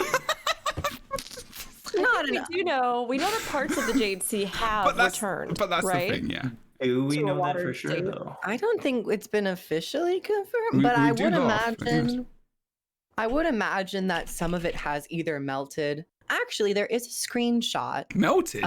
There is concept art in the skiffs where there is like a waterway where skiffs are like mining jade. I don't know if that's in the Jade Sea or if that's in some other area, but I think it would be cool to at least see, maybe through like all the prosperity and just the growth of the land, maybe the magic impacted it in a good way. I just kept thinking about. Rainfall, Yeah. because it is kind of like a basin. Maybe some lakes have formed, or maybe the lakes are like tapped in with some of the magic, so it's a little crazy, a little weird over there, a little more fun. Speaking of which, do you think we're going to be able to see an open world Jade Maw?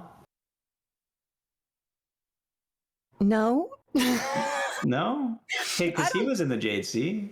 Well, I think that the fractals are kind of an amalgamation.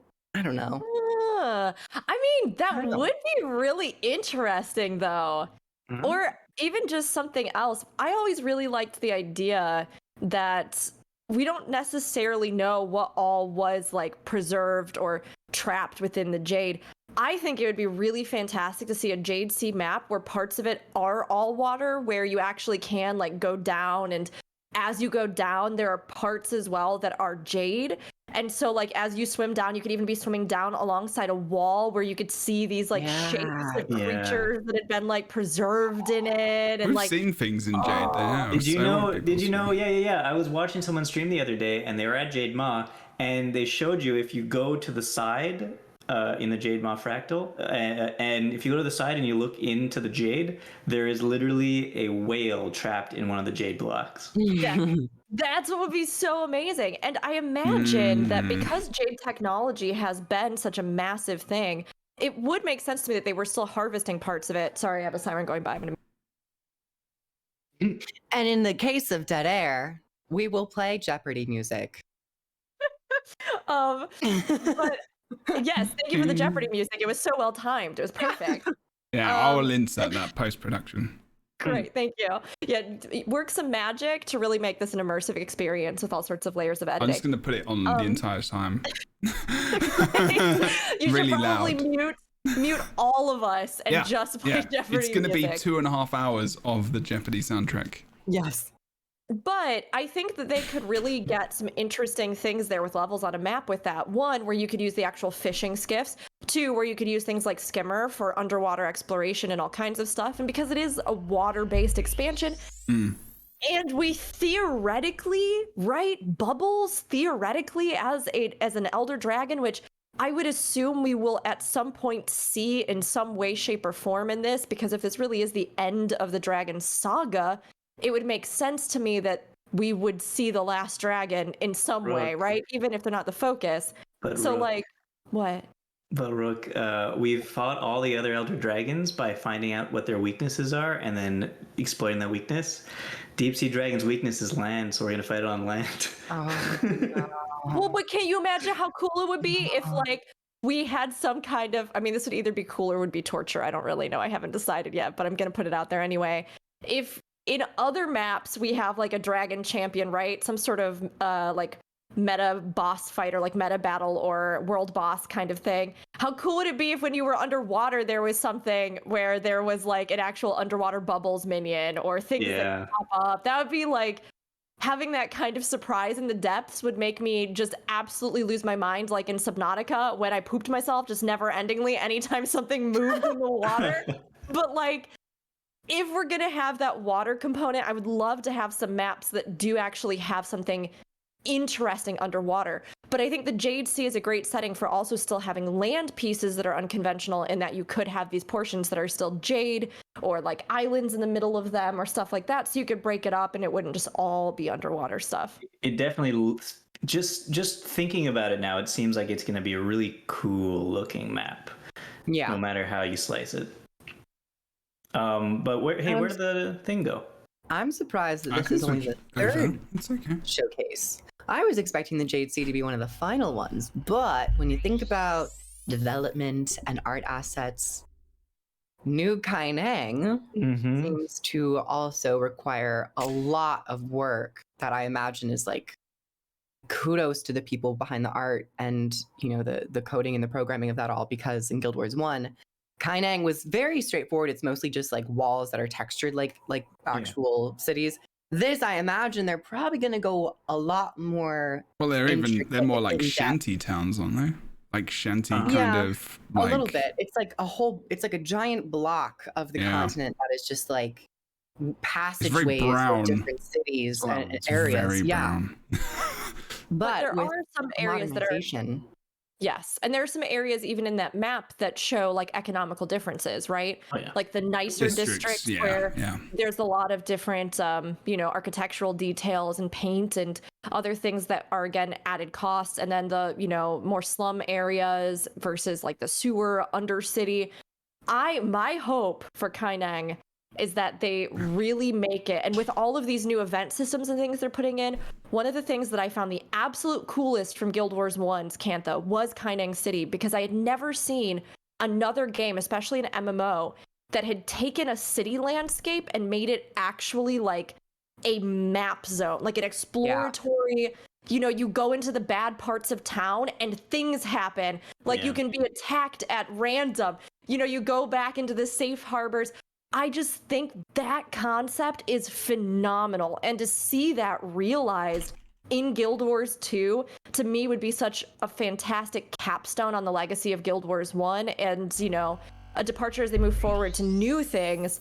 Because I think that map could really be like the crowning glory of this, our open world zones and this expansion, if they really do something dynamic and interesting with it. I'm hoping for like a little bit of a claustrophobic kind of Blade Runner-esque feel to it. I like that. I would like that. Though with this being 2021 updated engine expectations and funds and everything, it's probably a lot of work. So this is going to be the last one probably to be shown, because I imagine that still work is being done on it, and I'm so excited. And I feel like with all of the masteries that are allowed to be used in End of Dragons with gliding, they're giving us gliding. We can now rent mounts pretty readily. And also, it's been said that deeper into the expansion, we might be able to actually acquire raptors and springers. The whole verticality aspect of Kaineng can really be blossomed. And then going into the sewers, it can almost, this actually might be like Tangled Depths 2.0.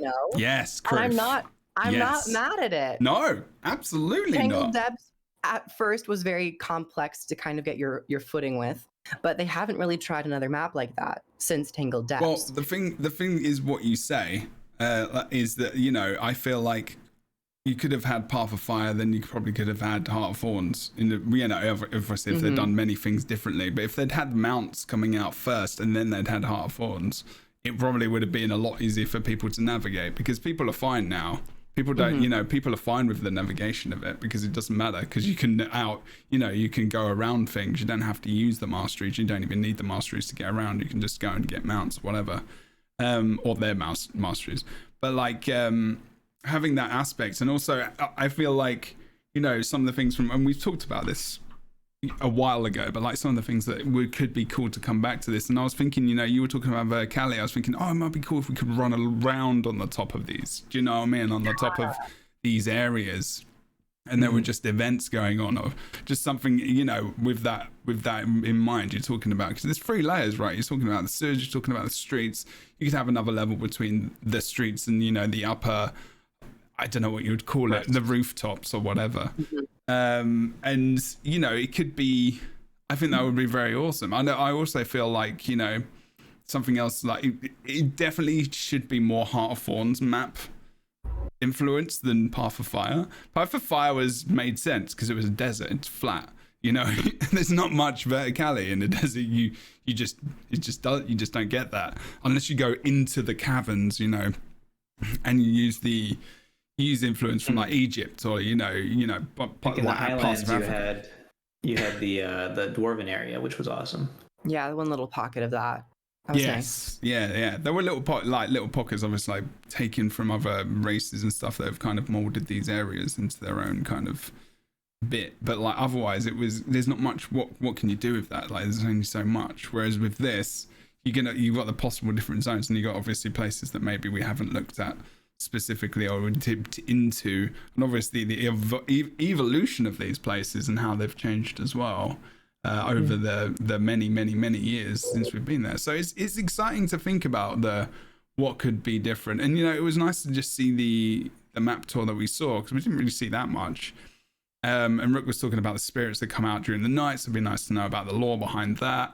It just got me thinking about Ascalon and loads of all that kind of stuff as well, and the lore there. So thinking about the comparisons even between base game and where they're going with the story in End of Dragons, and I think generally just excited, and hopefully they bring out the teaser today for Engineer. But other than that, like One last little interesting point. Other than the 2 maps, Xingje and Echovald Wilds, we haven't seen any in-game screenshots of Kaineng or the Jade Sea. Though we only have concept art to go off of from the very first teaser for End of Dragons. The camera did pan through Kaineng and the Jade Sea. But wasn't there from that was it. That was the only thing we got. I could swear at some point I saw a neon sign, right? Yeah, there was concept art piece with like a neon sign. Yeah, that was very intriguing. I just adore this flipping art. This art is just so good. Now, actually, I'm thinking, would I rather a Blade Runner-esque New Kaineng, or would I rather more of like a Tokyo? Well, look at this. Look at this picture now, Boots. That's on the screen. I don't know. I've got the right. That's now. Old Kaineng. I know it's old, but it is very kind of Blade Runner-y.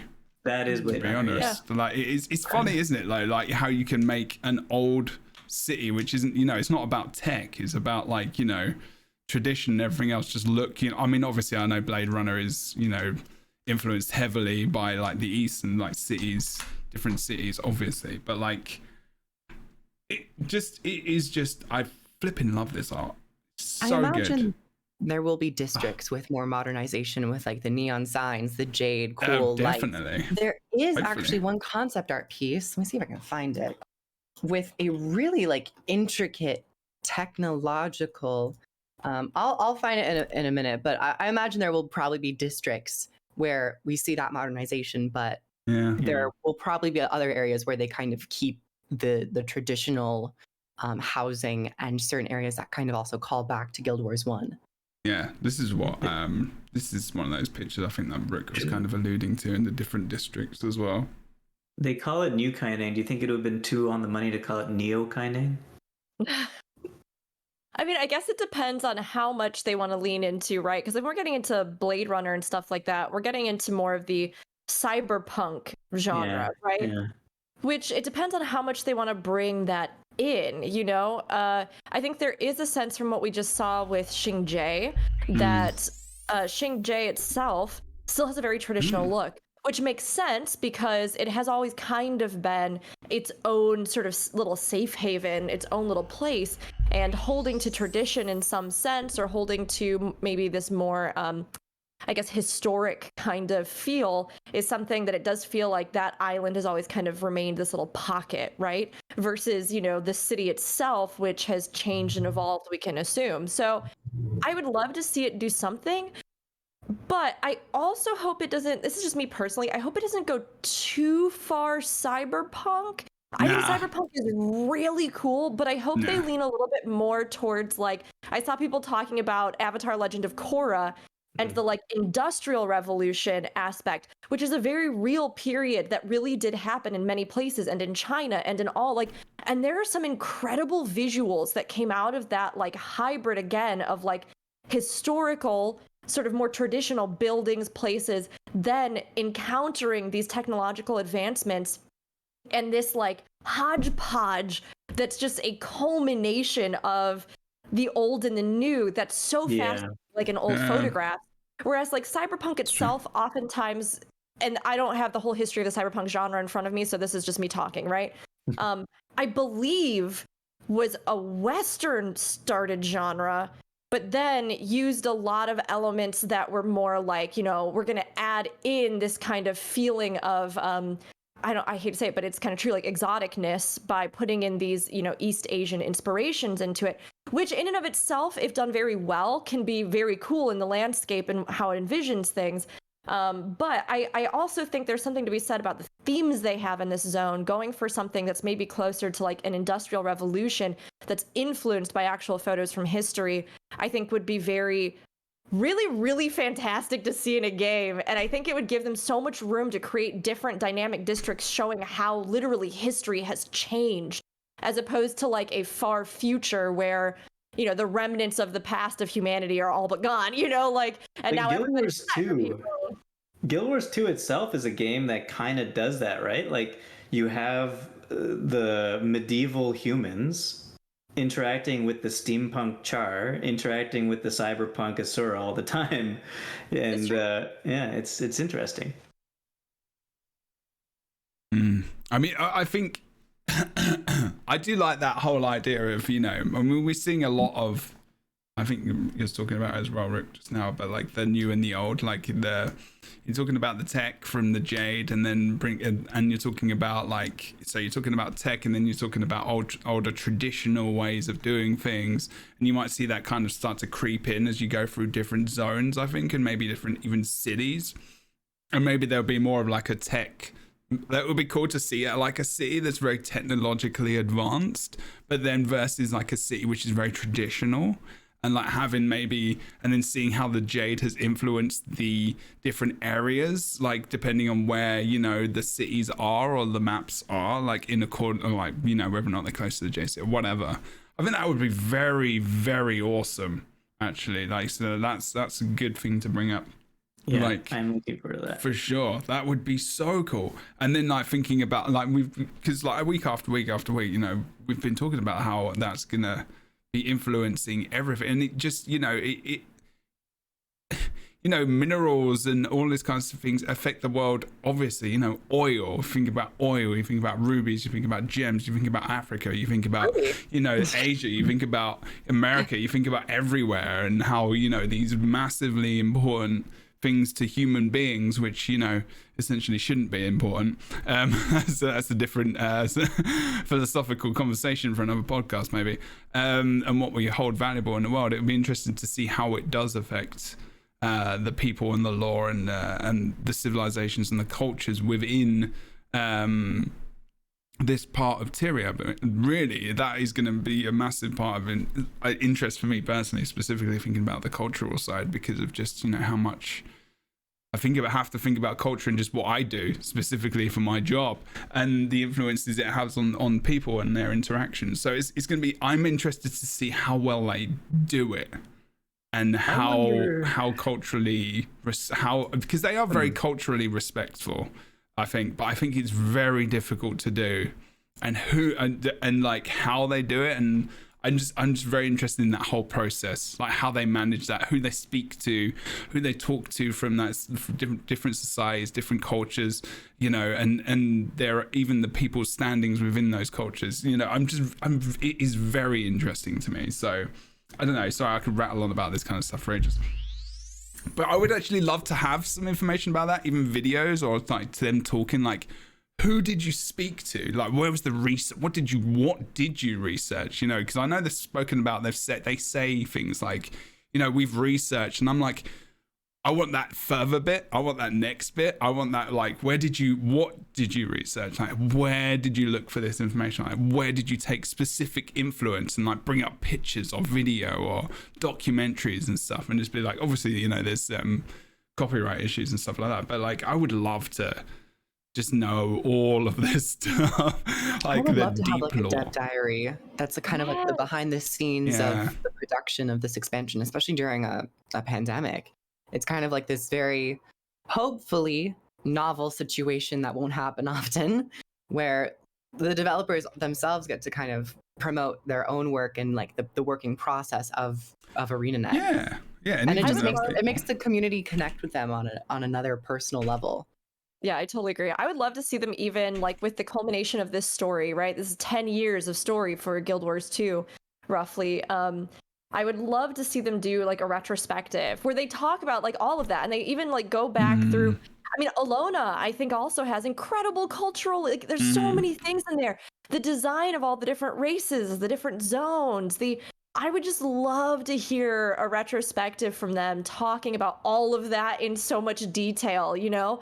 What kind of research, what influences, what things, you know, really made us create this incredible multifaceted world that seems like it shouldn't all work together, but somehow all works together. And I think that would be really fascinating, even if they just did it as like a convention talk or something, like a panel, or that'd be fantastic. Definitely. I mean, they've done it with just sound.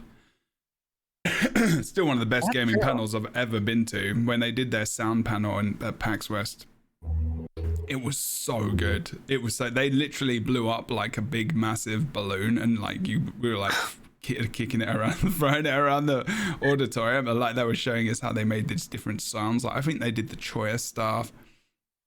Was it the Choya? Yeah, and they got people up on stage, and it was just the sound peeps, just awesome. I think a couple of them rotated out now, and there's new people, but they're also awesome. In addition to the maps, we got a couple other things with the roadmap, particularly with the characters and the lore of the story. Wait, which bit are you talking about? On the roadmap. And I think that's another area. A little bit. I'm just saying like that. I think it would be another interesting area to like, particularly with character design. What, the live stream roadmap? No, for the roadmap. That'll be happening, I think, in December. Oh, December 3rd? They're going to be going deeper into like, I think it's in the category of like gameplay of End of Dragons. And just kind of connecting back to the conversation of like oh, sorry, my bad. That's not on the thingamajig. Yes. Okay. And references and I know some of the animators, I would love to get their input on like how they research and the styling of the characters and who these people are, particularly for like a Guild Wars 2 reasoning of like connecting with the protagonists and the antagonists and getting more of an understanding of what's actually going on. Because with Path of Fire, we had like a really solid connection with Living World Season 3. But in the case of End of Dragons, we're kind of going in a little blind. We don't really know what's going on necessarily. I mean, we had bubbles. We had bubbles leading to Kempha from the last episode. We have some magic. We have some magic going around. There's like dragons ending. There's a fair few links. No, but I get what you're saying. I'm being mostly pedantic. I mean, mostly pedantic. A little pedantic. Yes. A little bit. I'm English high.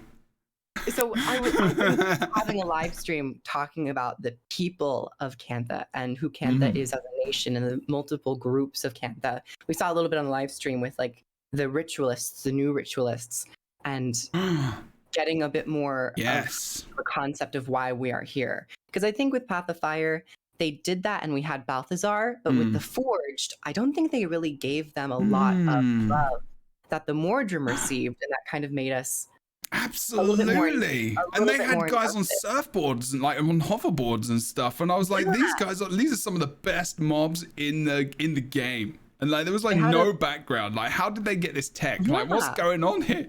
So I think that was another possible missed opportunity with specifically Path of Fire. But I remember Heart of Thorns, they would have like a full panel, a full live stream where they went over the characters, showing the early concept art and talking about Stave Master Adrian, Blade Master Diarmid, and Axe Master, and these key characters and the enemies. And they went over cultures. They did go over cultures. And the denizens of like the Itzel and the New Hawk. They went over the Itzel so much. Yeah. You're right. Yeah, I remember that now. Yeah.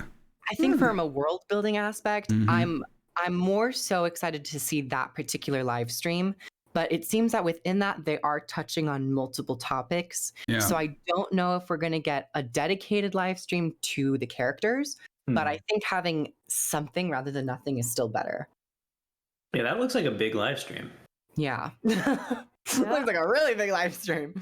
I hope it is, honestly, because I was a little surprised looking over all of this, right? I thought there might be, we got the first look live stream. I thought there might be something that was like a second large scale event live stream where they revealed, maybe the second half of features or something for the expansion and like continued to amp up excitement for it. So I was a little surprised looking at this live stream schedule and seeing that it really did seem as though they had kind of broken it up into specifically just like, we're going to take you through some zone tours and all this kind of stuff, which honestly is the stuff that you would probably see in a second live stream anyway. It's just that they're spread out over different things, But I can't help but wonder, like that December 3rd one, expansion gameplay overview, probably will have, it looks like the most, feature news. Is there anything that you think they're going to announce that might be still a big curveball that we don't know about? Or do you think like this is exactly it? I'm hoping Tengu, but like I don't think Tengu, but I think that would make keep touching your hair. Keep touching your hair, like Rook, because like that hope is in there. Okay, I can't do it. So people with long hair have hope. People with any it is hair. confirmed. Scientific fact: people with long hair have hope because then we can like cut the hair off. And when we are, you see right then, like crew from Rook were just like really stroking their hair. Like there was some like, oh, I really wanted to be a thing. I was just like, it was I just like can't we put join all in our with that. hopes and dreams into our hair, and like Crew said, then when we have to have a really dramatic, like I have to earn back my honor, or I have to like do like some new mission in my life, then you just like cut it all off. And you're good to go. It's your vow. Yeah, it's that's where I am basically. I've been like that every day. every week I'm cut all my hair off for that very reason. Your vow must have been so intense, Jeb. I vow many things every week. There's so many vows I have. I don't even know what's going on. We had an intense moment of hair caressing. It was. I feel bad now that wasn't on stream. And also talking about lore and the characters of Cantha and hoping to get a better understanding of the protagonist and antagonist. Calm down. Everybody, Ruby is back from the meeting, so we have to start the entire podcast over from scratch. Okay. Oh, we have to show the engineer silhouette, I guess, then. The one that we have in chat. The one that we have in the Discord. I mean, we literally showed Ruby. Yeah. Were you like before? Do you really need to like see that again? Well, if we're starting it over, look, Boots wants to pitch himself as a new concept artist for ArenaNet. Yeah, that's right. That's right. No, actually, what I want to talk about though is the December 3rd stream there. And you're talking about curveballs. There might be like in those 4 bullet points. I mean, obviously not the new story characters. It's not like a curveball, I guess. New guild hall's not really a curveball. Yeah. Arborstone Revitalization Masteries might have some kind of curveball in there because so we know there's 2 masteries that we haven't heard about yet. Here's one of them, Arborstone Revitalization. What does that mean? Obviously, Echo-Vowed Wilds. It's now the wilds instead of the forest. Things have overgrown. People have lost it. It looks like we're going back into the wilds and restoring Arborstone in some way. But what is that like? What do we get from it? Like, what is it going to be? Player housing in some way? Is it going to be something else? What is that I think that is more likely than the Tengu. Wow, you Wow. just need to calm down, everyone. I way to just crush our dreams, Jebro. You know, we're over here. Wow. We're just I mean, bird. what would you rather have? Would you rather have Tengu, or would you rather have like? Tengu. This is a genuine question. Let's get a poll up. Let's get a poll up live in the chat between the 56 people in here and also the podcast personages. What would you rather have, Tengu or housing? Personal housing for yourself. But hold on a second. Rather have No, and there's gonna be a think poll. we're gonna You don't get need to is say. very different. well, rather I'm We're gonna go with going to make believe at this point, okay? exactly. I'm gonna live with everybody here in the land of make believe, right? We're again, these are things Yeah, that we have that no world is shit. indication whatsoever. The world of housing okay. is much better, Bird of Jess. No. Going Okay. No, Jeb. I have to take a second here with you. Okay. Do I love me some fine player housing? Yes. But would I live for new bird people with beautiful plumage that would add our first new race You're not to the called game? Bird of Chess anymore, okay? That's changing, all right? There is no bird anymore. I mean, look, we're keeping our bird mascots on the channel and things, but you're right. Technically, I guess it must be player housing now because I've betrayed the bird. Well, I don't have any stakes in this conversation, so my vote goes to Tengu. I mean, there is definitely more of a circling- rookery in a house, for sure. Yes. Circling back to Boots' thing, I do think we have no information on this other than the name of the mastery.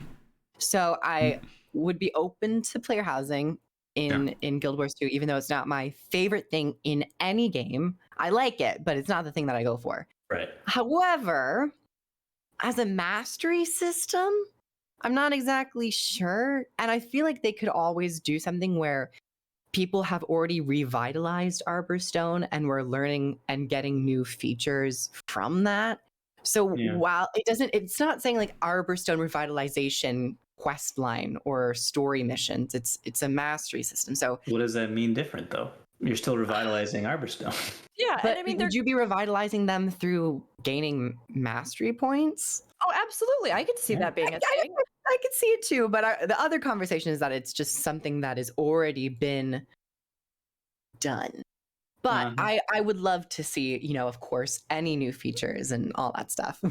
I mean, a few things that I did think were really interesting and Don't bring new features in. Don't just leave it all the way it is. No new features. Just Let's go back cancel to the Arbor. expansion. It's not gonna happen. Just cancel it all. Jeb, Let's for a second, continue. I thought you were just shutting me down like no, Rook. Oh no, you can talk. You can talk. You're fine. You're fine. Only Rook. You're fired I next week. on my back this episode.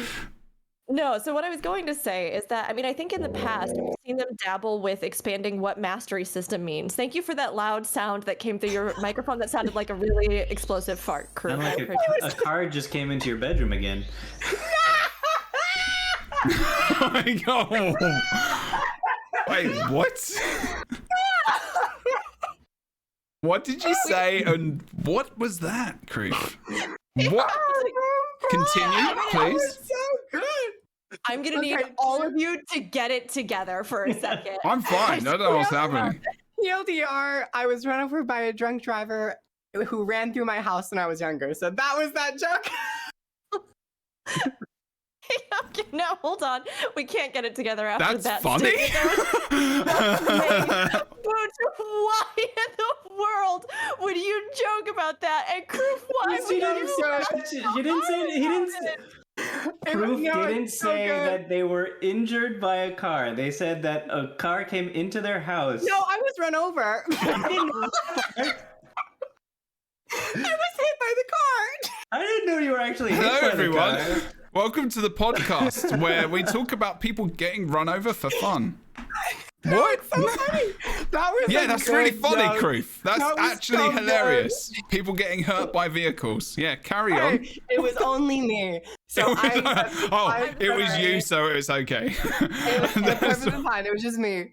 Oh, that was so good. Look, you are Anyway. Oh precious, my you are god. precious and invaluable, Crew. So I will I had not to- laugh. I'll make a very serious face about it in your place. No, I love it. It's great. Troop told me this story in such a nonchalant way that I had I don't no kink idea that it shame. was this I don't serious. kink shame ever. I So had you to just set go up, I with had what to you want give to go. context as to my reaction, because if you didn't have my reaction would be so wild and it's like, what is that? Anyway. Yeah, that's It was where we great. were actually. What That's were where I you was. saying?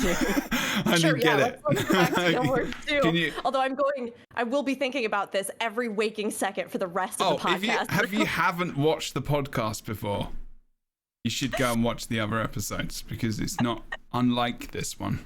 It has been a little bit more rowdy. I will blame ArenaNet for that though, because they didn't release the engineer teaser, so it's partly your fault, but also not. Well, largely not. It's our natural energy. Okay, so what I was saying is that Right, am I In not the even going to past- get the context of why Let- Kroof is let laughing it about say getting what run he over by a wants to car? say. Can I not have that? Can I not okay. have that?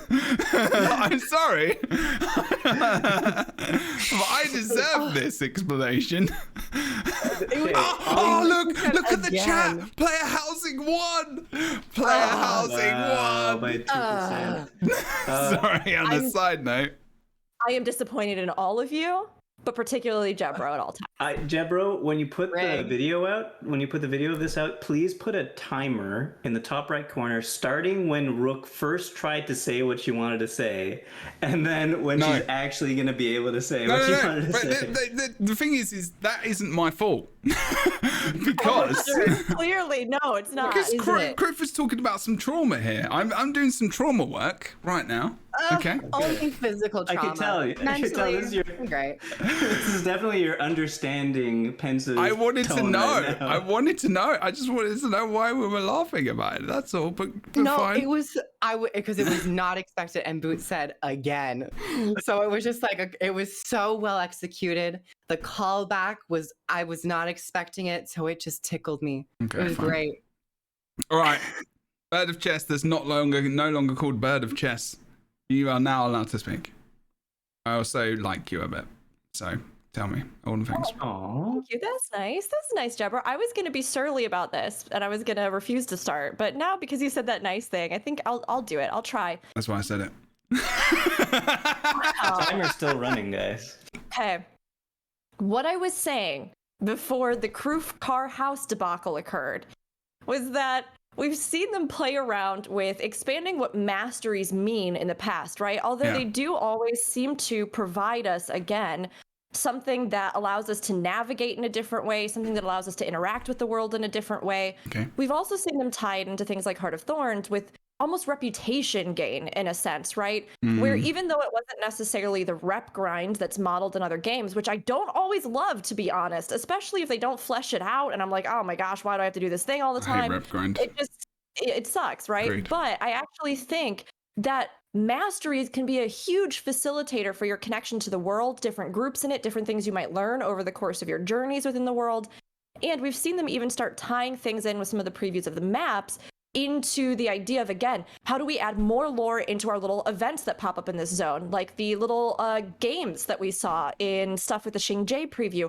How do we add more story, quests, connections into these things that tie them into the world? So I actually do think that something like a Restoration Mastery that was affiliated with a quest that you undertook, where you were going through the quest and story of this zone, and as you went through it, there were different things you would achieve that would then give you this, and maybe at the end, yes, there was a restoration that happened, and hey, you get a house in this place that was restored, or something like that. I think that would be brilliant, and it would give you so much more of a tie into the actual world itself. And I get a feeling they could absolutely do something like that, and that they have their eye on bulking out those kinds of features so that they aren't just necessarily, I mean, get the thing, check it off, now you get upgrade. It's just an experience gain. I think they really have been looking at how they can tie their world together even more coherently than they already do. Oh wow. Yeah, I love that. By the way, that was good. I got That was through good. all of it. I'm I'm proud of all of you for not interrupting. That is a very I really love that you all didn't interrupt me while I was talking during that whole was worth the wait. side comment. That is something we try to do on this podcast. We're all very excited, interrupt. and like Every second. I do like to make sure we bring respect it each other talking. It was mostly Boots' fault actually. What? It's always I you mean, did bring it up. technically it was. I mean, if you think about it, you made a joke that needed more context and explanation. So It's not my fault. I will apologize. I will definitely apologize though for not getting it. I'd like to personally apologize for. No, but what Rook was saying, very, very true. Something that I have very, very much wanted Arena or Guild Wars 2 to do for a long time is to flesh out those things a little bit more. For Path of Fire specifically, I don't know if you remember, but in when we could play we did the first map, right? And there's a field just outside of the town or the city, and there is an event that goes on, and it's surrounded by a circle of fire in the field in the first map, and there's a holosmith there. And that was the first.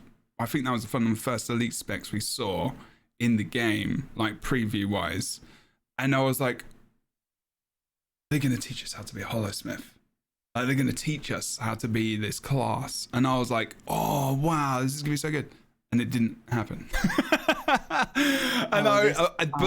There was like, I don't know if anyone else felt that way, but like I was just like, absolutely. You did. I was. You've actually unearthed something I've been talking about. Go on, please, absolutely embellish away. Just like because with elite specializations. Heart of Thorns, they cost like 400 hero points. They were very costly. And with it being the very first expansion, you didn't start off with any. So it was this progress to learn your elite spec. But when Path of Fire rolled around, because it was the second expansion, and the hero points gave you 10 hero points each, you had an excess. And so when Path of Fire launched, and there's good and bads to this, but when it launched, I was immediately able to become a firebrand without even stepping foot in Alona, which isn't the biggest lore issue, I guess, because it is very gameplay focused. However, with End of Dragons or with any expansion with elite specializations, we used to have class and profession trainers in Guild Wars 2, and they slowly got rid of them. And I think these like elite specialization teachers would have been like the perfect person to go to. I have a motorcycle going by. Would have been the perfect people to go to unlock your weapon collection and your armor collection, and just kind of touch base and incrementally get more information about that elite spec and kind of learn. Okay. So I do share what you said, Jebro, and that experience. I mean, like bouncing off of that, then this is a good conversation we've not actually had as a podcast. I know we've been going for 2 hours, 20 minutes or so, but like if everyone's okay with carrying on for a while because it's been fun.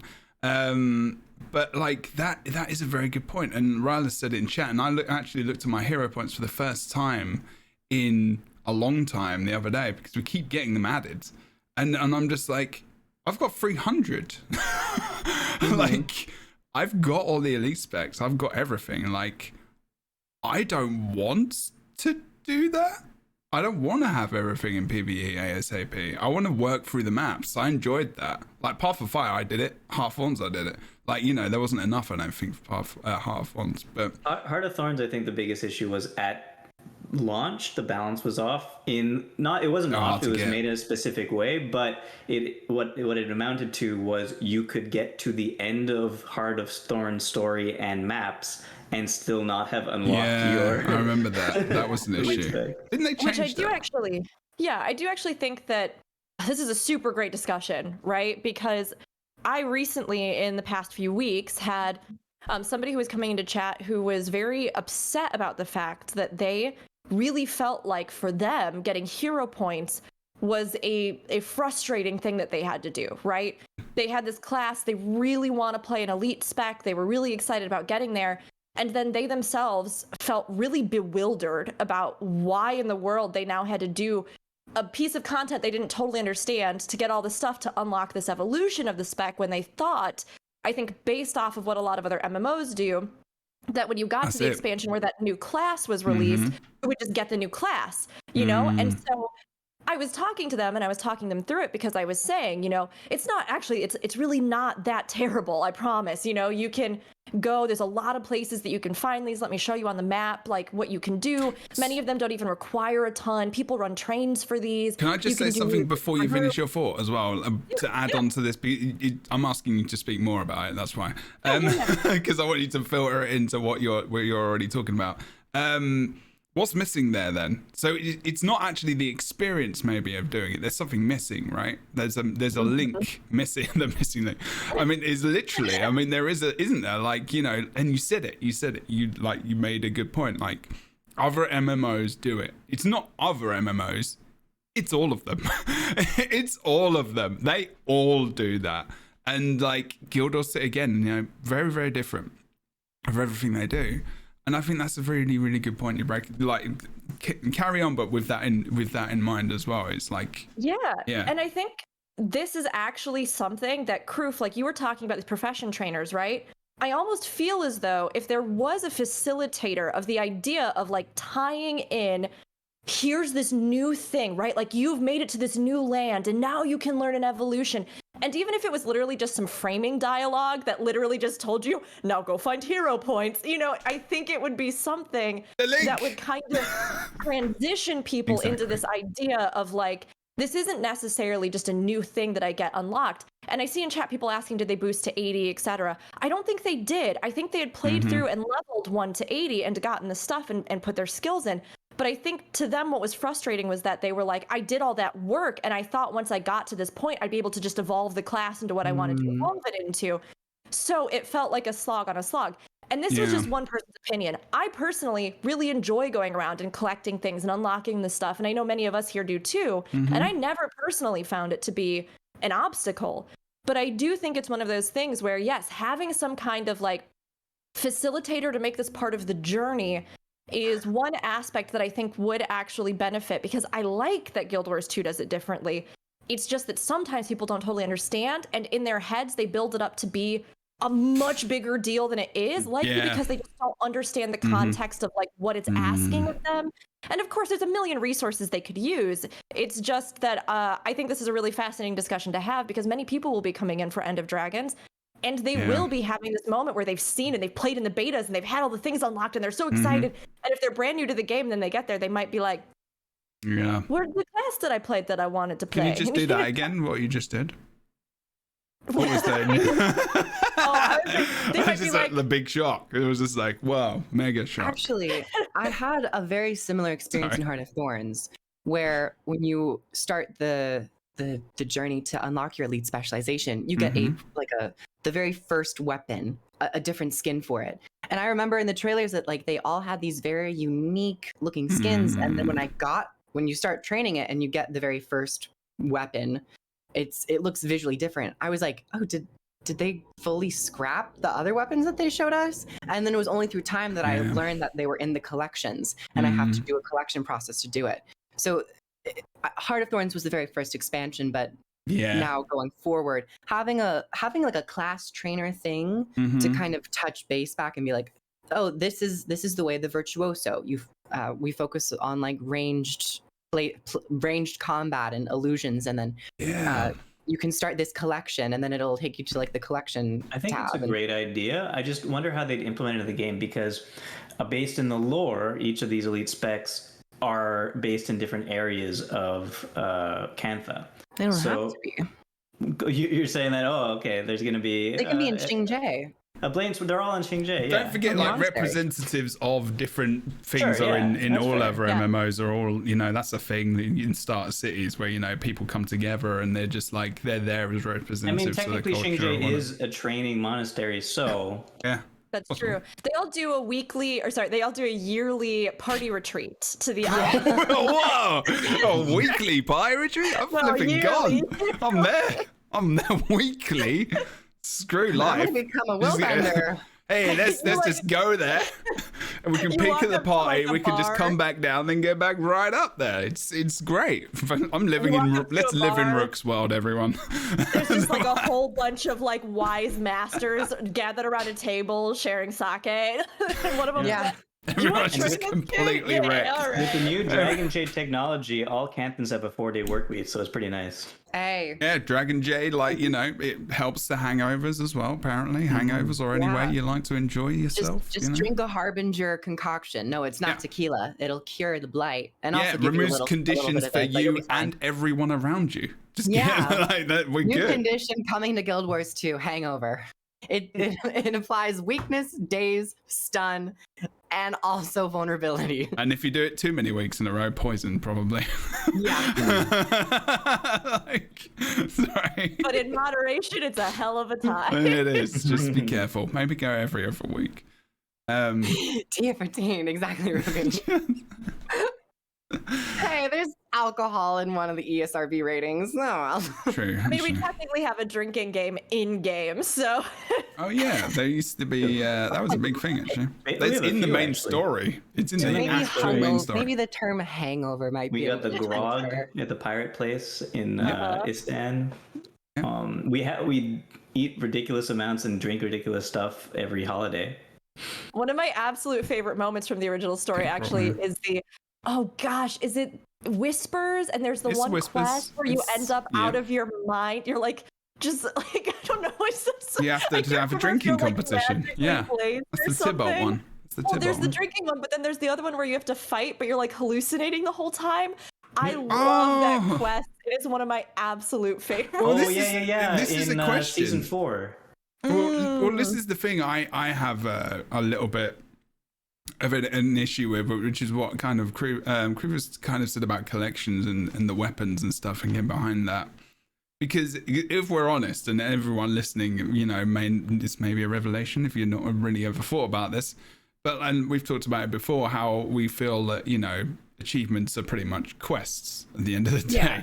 A long time, you know, it could be seen as a basic quest, whether or not you're exploring certain areas, or if you're getting all of your items together for a legendary. And then the lore becomes a little bit more in depth, and you're like, you know, I feel like this could have just been a quest, and why wasn't it, etc., etc. Obviously, achievements make it way more accessible for them to create stuff out of nothing. They can just put items in the game. They can put. I'm not saying it doesn't take work. Obviously, that's not what I'm saying. But you don't have to put NPCs in the game. You don't have to voice. You don't have to write specific words for the NPCs. You don't have to think about the culture. You don't have to think about so much stuff that you have to insert into the game. You can add items, you can just add written word, you can, you know, do some scripting, everything else. It still takes a lot of work, obviously, a lot of system stuff to go in there. But it avoids a lot of that. And I feel like, I really do feel like at times,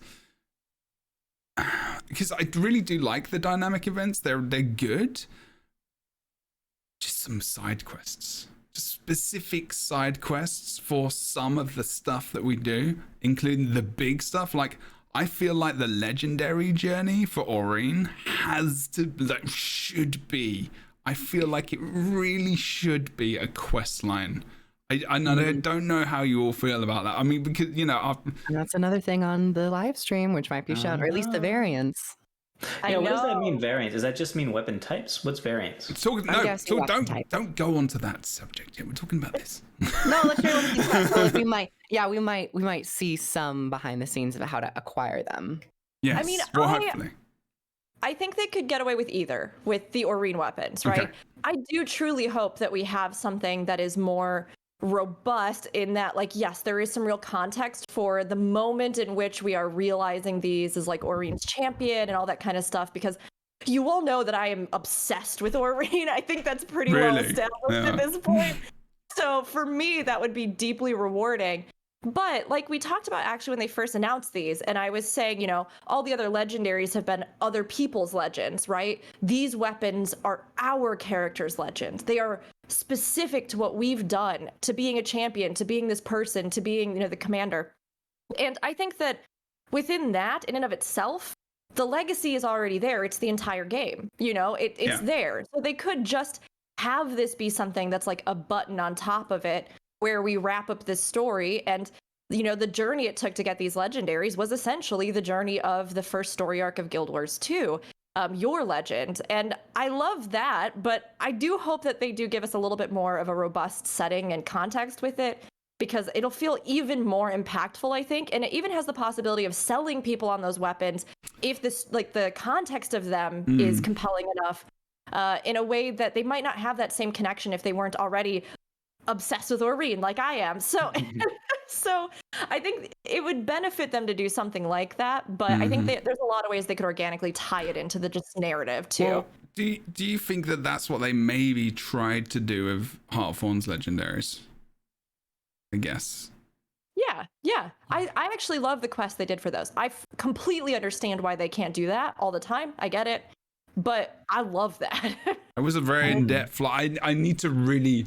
I've only watched people do it, and I've not gone through like the whole thing myself, so I'm a little bit inexperienced about it. Excited, but I do know a bit about it. But but it was more like prompts you went through, wasn't it? Did you speak? God damn it! Did you go through it? Did you actually speak to an NPC at times during this, or was it more of like notes and like different achievements that kind of popped up? And I know there was some entries in the. But I can't remember exactly. I don't think you spoke to anyone specifically about this. I made Nevermore, and you only really talked to the people in Lion's Arch. Right, you would go out and do very specific quest-like things for that legendary, and I think that is perhaps one advantage of having Gen 3 being very similar and having the consistent theme of Aurene. Yeah. Because with the other legendaries, that'd be easier. they were all very different. Yeah. And there's a lot to it. And a lot of them. So they couldn't really be pumped out as quickly. And you had to kind of create, when they chose to, quest lines that were very focused on that theme. But with Aurene, I wouldn't mind, like, at the very end of the story, you start your legendary journey after the end of Dragons, the cycle is complete or whatever, and you kind of carry this remnant of Aurene with you through the legendary weapon. Something along those lines. That's a fantastic point. I mean, by making them all themed in a certain way, you can set the context of a quest that applies to all of them, and be able to do something like that where then you could realize what you want. And it would actually be really fantastic when although I know we're kind of talking, but not talking about this right yet, but the idea of the variations, I mean, yes, it could just be showing off the different like in-game models for the different weapons. But I mean, with this kind of template, if there's a quest for all of them, if, here are like the standard looks, but then if they realize that people might still want some variety, so they did a couple variances or a variance that just looks a little different or has a slightly different effect or looks, to give people a variation of that would be extra. Corrupted or something. Yeah, like corrupted, or I don't know. They could do something You different. could recolor them, because I mean, this is essentially kind of like the ascended weapons where they all have maybe the same model, but you have different variant types with different recolors. One's like more Krakatoric vibe, one's more Dramoth, one's Zaitan. I mean, weapon dye colors are a thing that I would love to just see just in the game. I think You might not get actual dyes, but having those like options, dragons, perhaps. Yeah, dragons. That would be cool. You too. Yeah, that's a good idea. I mean, Obi says something good in chat, which I've always said. I always have trouble with the achievements panel. It's a nightmare. Like getting around the achievements is tough. There's more and more achievements added. It starts to get some of them over. So when you try to search, you get like 10 different things up, and you're like, oh damn, which one is it? It's good that you can watch them. So I think I would like to, and Ruby's in the chat, and I've got a feeling there's going to be something more to this. And they say, I always think about like, we're changing the rules, we're changing, I always keep thinking back to that statement. Like we're thinking, like it insinuates like a change of things, the way things are being done, systems, communication, ethos, everything. Hopefully. And that's been very, I think that message has come across to me. I think it's come across to probably all of us in different ways. May I ask a question? What is your question? What legendary weapon model are we excited to see the most? For me, staff. I mean, I don't know staff. because engineer has not been teased yet. So Ruby, hi. Please, can you tell? Can you get? I feel so bad for you. Your main is the last one. I unlocked like a legendary journey like during one of my subathons, and I'm doing a whole legendary journey, and I can't start it until I know what the weapon is, and my class is last again. Apparently, it's only getting released in January now, says Ruby. Again. I know. Rita messaged me the quote that Ruby said. Apparently, Ruby said, "Fun fact: every time Jebra Unity complains about the NG reveal, we delay it by 1 day." So, like, my whole YouTube channel is probably going to be upset because I talk about NG the most, and maybe more people. That's fair. Last week we told him that ArenaNet probably had just saved it for last because actually they removed it from the game. Engineer's been removed, and they're going to replace it with a whole new different class. And then better that shaman deleted it from like on Twitter, and it's just like, True. oh my god. I'm just like, yeah, I'm excited. The thing is, I'm at the point of excitement now, and the thing is, you know what the funny thing is that this is why I'm excited as well, right?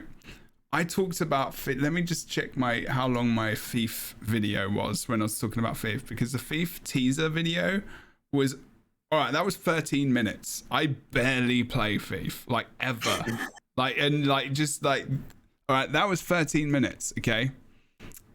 Can you imagine how long I'm going to talk about the engineer teaser? I was literally going to this was going to be the engineer teaser podcast. This was going to be the whole thing. I was prepared for 3 hours to talk about it because I'm very selfish. Boots and I over here like, the Boots could roadmap talk is about engineer. wonderful. I don't even know what Boots' main Anytime one of class us- is, you know? Anyway. Anytime one of us opens our mouth to talk about the engineer teaser, Jeb just turns back to us like he did earlier to me and just goes, and then talks for another 2 hours. Yes. Absolutely not. Although I do want to talk about the engineer teaser a little bit more, I was thinking maybe we could talk a little bit about the Masteries, if that's possible. Ooh. Masteries, just general Masteries. Okay. In the current Masteries that are teased for End of Dragons. Because we might be missing one. We're at least Unless- missing one. They said there were 5. Arbor Stone Mastery is 2 mastery tracks. That would be weird. So we're talking about the housing I agree. mastery. So there's the housing mastery, and then there's what? Okay, so here's the thing. They said there's going to be 5, right? We know of Turtle. We know of Skiff. Bulbs. We know of Fishing. Fishing. We know now of Arborstone remodeling and Housing. interior design. And now there's one left. Of course, they could be joshing us about there only being 5 masteries. They could be like, ha ha ha, we fooled you. There's 12 masteries. But maybe there's one more. There's 12 masteries. Maybe, who knows? Wow, you went real hard on that theoretical estimate. Yeah, it's either 5 or 12, one of the two. So if you have one more mastery, is it tied to a different map, like Arborstone seems to be tied to Echo Wilds? Or is it something out of left field? Is it tied possibly? Do we start getting it in New Kaineng City? Is it perhaps... Have you guys ever seen Attack on Titan? Yes. Since there's no, besides the jumpy guy, since there's no flying mount in at least told to us for End of Dragons, maybe we have those like Wait, what? zoop Grappling. zoop. You mean Spider-Man? Fireworks? No, the zoop zoop We zoop. all get a Spider-Man. Yeah, we all become. And are you Spider-Man. talking about mounts, or is this just We're gone talking into about a some new kind of mastery that we non-PG start using rated in the stream? city because it's very vertical. And Okay. we go soup soup. You mean the Spider-Man. oak Oh, cart? you're talking oak- about Attack on Titan. Yeah. Okay. Yeah. Okay. Omnidirectional mobility. I actually You did. I actually want to know what Rook was thinking there. I thought you were envisioning. I spaced out for a second and went straight to Kung Fu Panda and the sitting Oh, on wow. the chair with the fireworks. Yeah, I thought you were That's talking what I about went oak carts, straight but to. Rook, Oh. yeah. There are some grappling things. There's the oak area cart. already. There's the oak cart, but maybe we get a one that's available to us, not that we just find on the floor all the time. But I feel like because they've said that the Springer might be accessible. I don't know. I feel like the Springer would just replace that, and That's that not a might flying be a mount. useless mastery. Well, Yeah, because you have to go you're route not gonna through be boots rolls flying. here. and neither would grappling, in at least in Attack on Titan, that wouldn't be flying either. That would just allow you to grapple to a location, and then But glide. what if it's a swingy? You go swing. But then That you seems just a little glide. bit beyond the tech of what the game. Oh, I don't know. I think They were like, Arena Next Spider-Man do on anything they put their PlayStation. mind to. They're I like mean- elevators, years long process. grappling with swinging It's a effects. lot of emotions. Wow, that I one. mean, Animation. There is a lot that of We animation. saw physics. We saw physics with the thing rope. last week with the rope. No. I mean, Wait, wait. That would be fantastic. I think that could be a blast. I'll posit something different. And I don't really know if long term this would have, I don't know if it would be fun long term. I don't know. I'm not sure. But what if they did like a mastery that, I don't know if it'll get us to 12 boots, but it'll get us a little bit further.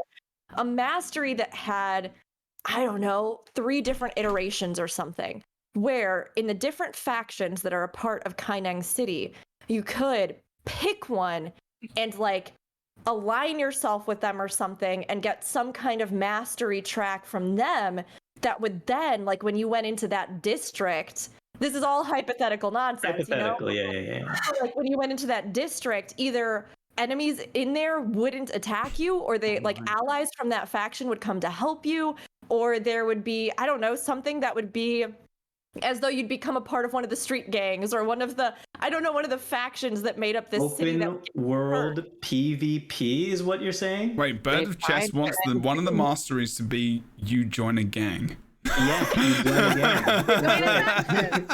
No, I could see that. That would be a really Are interesting you lore sure? mastery. I mean, I guess you could. It's like a rep grind. I mean, you were talking about rep grinds there. I mean, you want to join the Bird gang.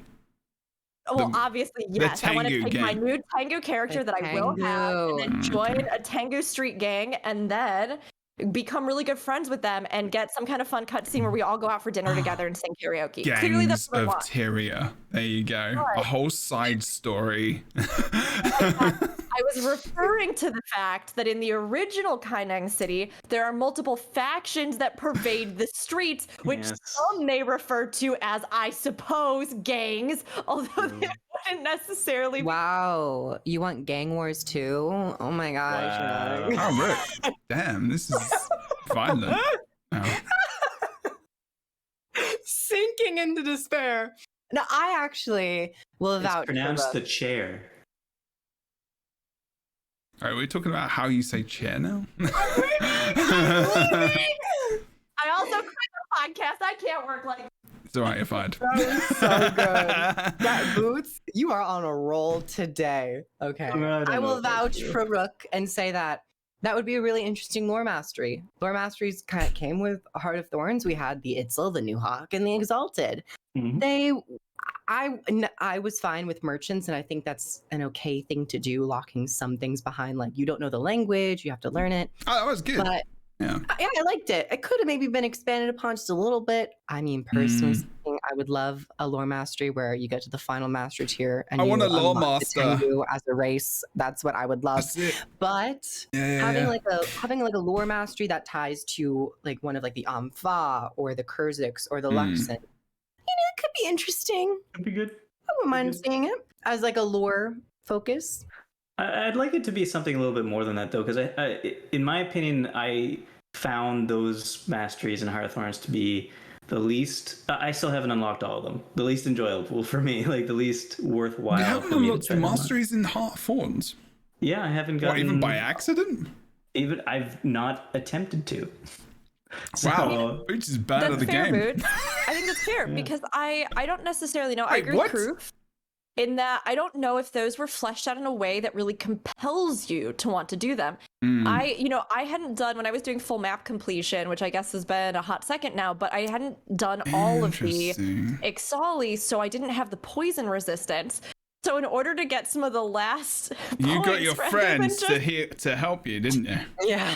Wow, Rook cheated. a Rook little bit of cheated alacrity. in the game, everyone. Exploitation of Wow. friendship. Exploitation Rook go of with me. friendship as well.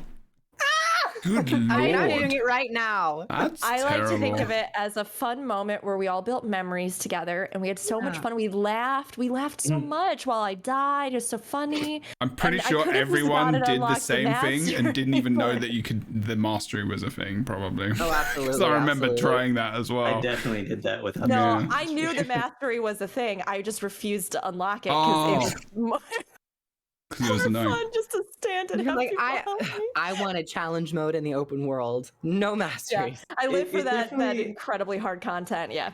But doesn't it feel like, so that kind of thing, it's kind of not worth it as a mastery, in my opinion, because it's like something that you have to unlock for two specific areas in the game, that place and in the Dragon Stand area. Let me And that's contrast. Let me contrast that though. And this is something that I think thinking about achievement systems has made me think about a lot, like the two major games that have made me really enjoy achievement systems. Guild Wars 2 is actually one of them. Because, you know, even though I agree with everybody in the sense that I think there are certain ways to cushion certain achievements that might be more rewarding with quests or do side quests that are separate, I agree. But I also think it's really fun to actually have tangible rewards, to have fun, silly collections, to have stuff that when you go to a new map, you can open this thing up and you have an idea suddenly of all these things you can do. I have never been so delighted as I have been by realizing the chair collection was a thing. I ran around sitting in chairs for a whole day and I will never forget that. That was hilarious and amazing. The cats are incredible. Like there's so many things, the diving goggles, ways that I think they really do a fantastic job with achievements that ties into what's happening on the map. Now, the other game that I think has done a phenomenal job with achievements and stuff like that is actually Elder Scrolls Online. I knew you were going to say that. Yeah. I knew you were going to say that. I was like, they do it really well. Yes, and I think there are some maps where they fall a little short, but there are some maps where they knock it out of the park so hard that, like, I genuinely look forward more than, like, on par with almost all the content in the game to doing some of their achievements. And the ones that come to mind for me are particularly these sort of culminating zone things that you usually unlock when you finish the main story, where you have to go through and do some kind of collection. So on like one of the orc maps, for example, you have to go around and reclaim all of these historical items to return to like the orcish Museum of History, essentially. Yeah.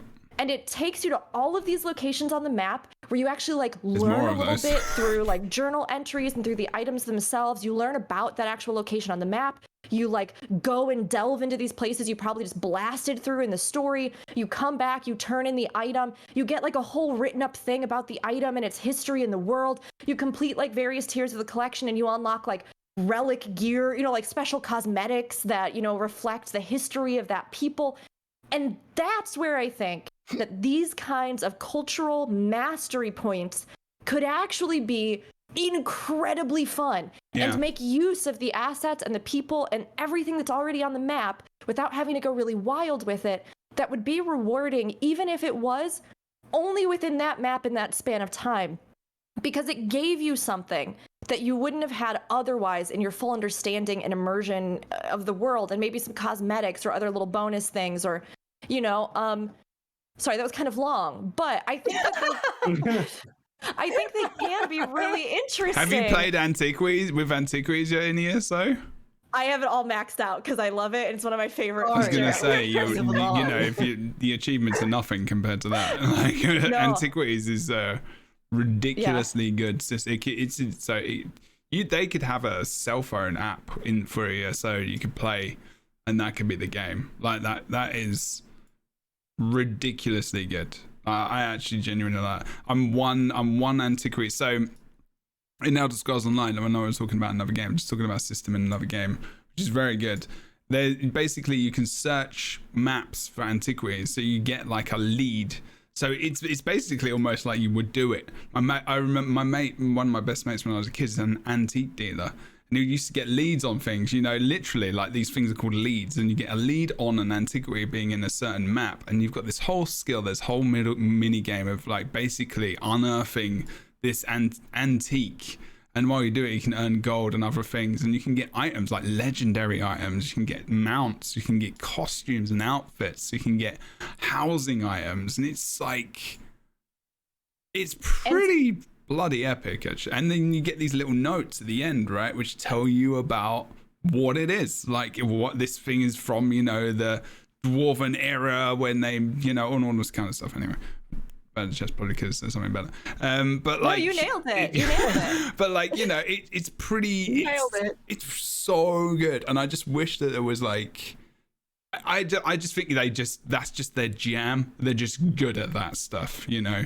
Whereas like, you know, Guild Wars 2, they just bear it. You know, there are their things than their stuff. Everything else. Well, I mean, the thing is some that stuff. I But, think it's all yeah. there. The concept is there, Oh, yeah. right? Mhm. And I think the system, like I said, there are achievements that really shine. And as with anything, MMOs don't exist in a bubble. So when we illustrate games that I think have systems that even are iterations of systems that already exist in our current games, where they've Yeah. explored something in a different facet, it's really fascinating to like look at it and hold them up in a sense, because I think the jump for Guild Wars 2 to realize something like that is honestly pretty small, because the foundations are already there for stuff. I even think that I agree with you, Boots, in the sense that, like, sure, this toxin mastery, is it going to be applicable everywhere in the world forever? No, but we still do see jumping mushrooms and stuff that they integrate into even current modern maps. And, you know, even like the Raven puzzles from Icebird Saga, I found that to be incredibly worthwhile and a lot of fun on those maps while I had them. So, like, I view those almost as an extension of, yes, the quests or the experience of the zone. And I think that if you then evolve that a step further to even add a little more context, to round out even a little bit more of the experience of that place, that time, those people, the world's lore, which is so rich and fascinating, that's when you start making it like a real feature that ties into everything else, and not only, you know, gives you long-term boosts in whatever kind of content or mobility, but I think also is just something memorable you might look for as you go into a zone. Yeah, I definitely think that they could do something like that with the factions in End of Dragons, and I hope they do. And I hope that it does, in fact, include rich lore and maybe some gameplay opportunities, like you were saying. If you have a map where you go in and things are either enemies or other people on different factions are enemies, perhaps that'd be kind of cool. Aren't the battle isles around Cantha? Yeah, there's somewhere in there. Yeah, there's.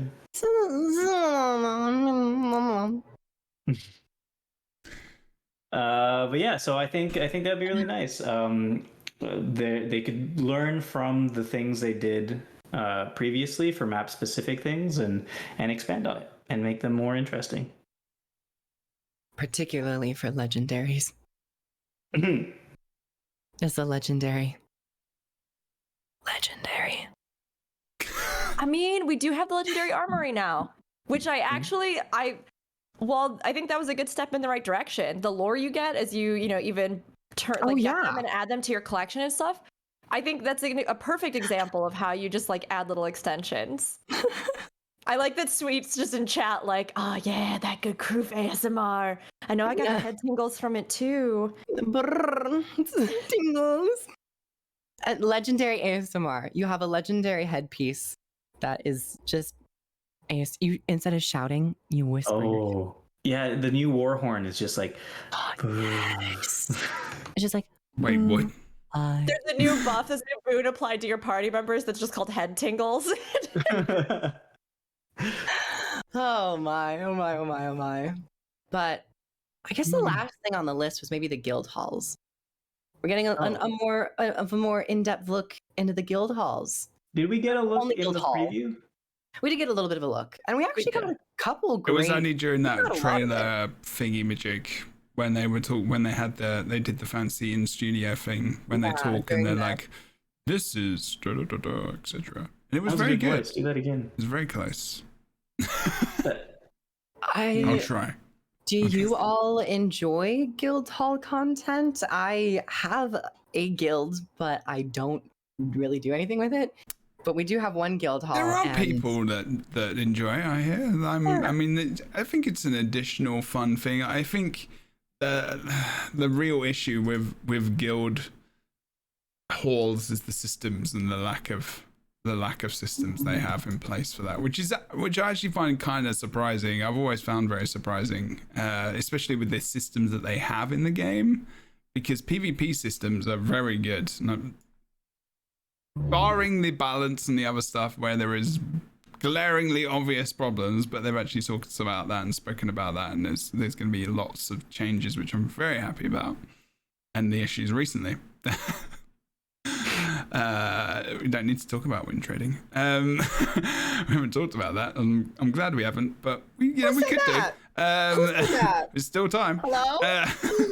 But the What are you talking about? my heart is broken from guild quests and guild halls and missions and something of what could have been so awesome that was left, and it's happened a lot. There are a lot of systems, there are a lot of modes, there are a lot of areas of the game which have been touched a bit, and then they kind of drop off, and this for varying reasons. But I also think that there is a possibility that may change, especially because of their movement back to World versus World, specifically.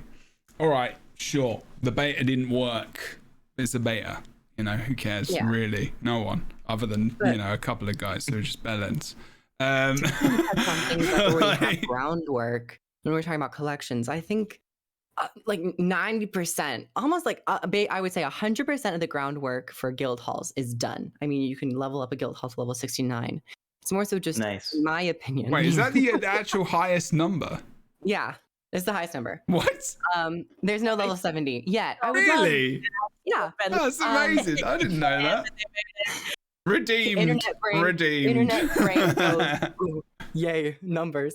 But I think that there's no reason for that. It's just a nice number. That's good. Continued support. I think like strike missions, because there is this endgame focus on strike missions now. I think that would be a perfect place to kind of connect that with the guild mission portal. Yes. Strike missions, maybe raids. But more so, we have like already guild bounties. We also have a bounty system in Path of Fire. So I think that would have been like the perfect thing to do for guilds in an expansion, is to go out and like hunt these desert bounties. That's very weird, Kroof. That's very weird. Seems very easy. It seems like a really easy link to make. I don't know about that. From, bro, but it just kind of slid right into my brain, bro. I don't know what that happens. I don't know what that accent is, but you're using words that English people say. So. You're just trying to help me recapture that feeling. I'm trying to make you understand, because you seem to be lost to where I got. Oh no, I'm definitely getting what you're saying. I'm just being very sarcastic.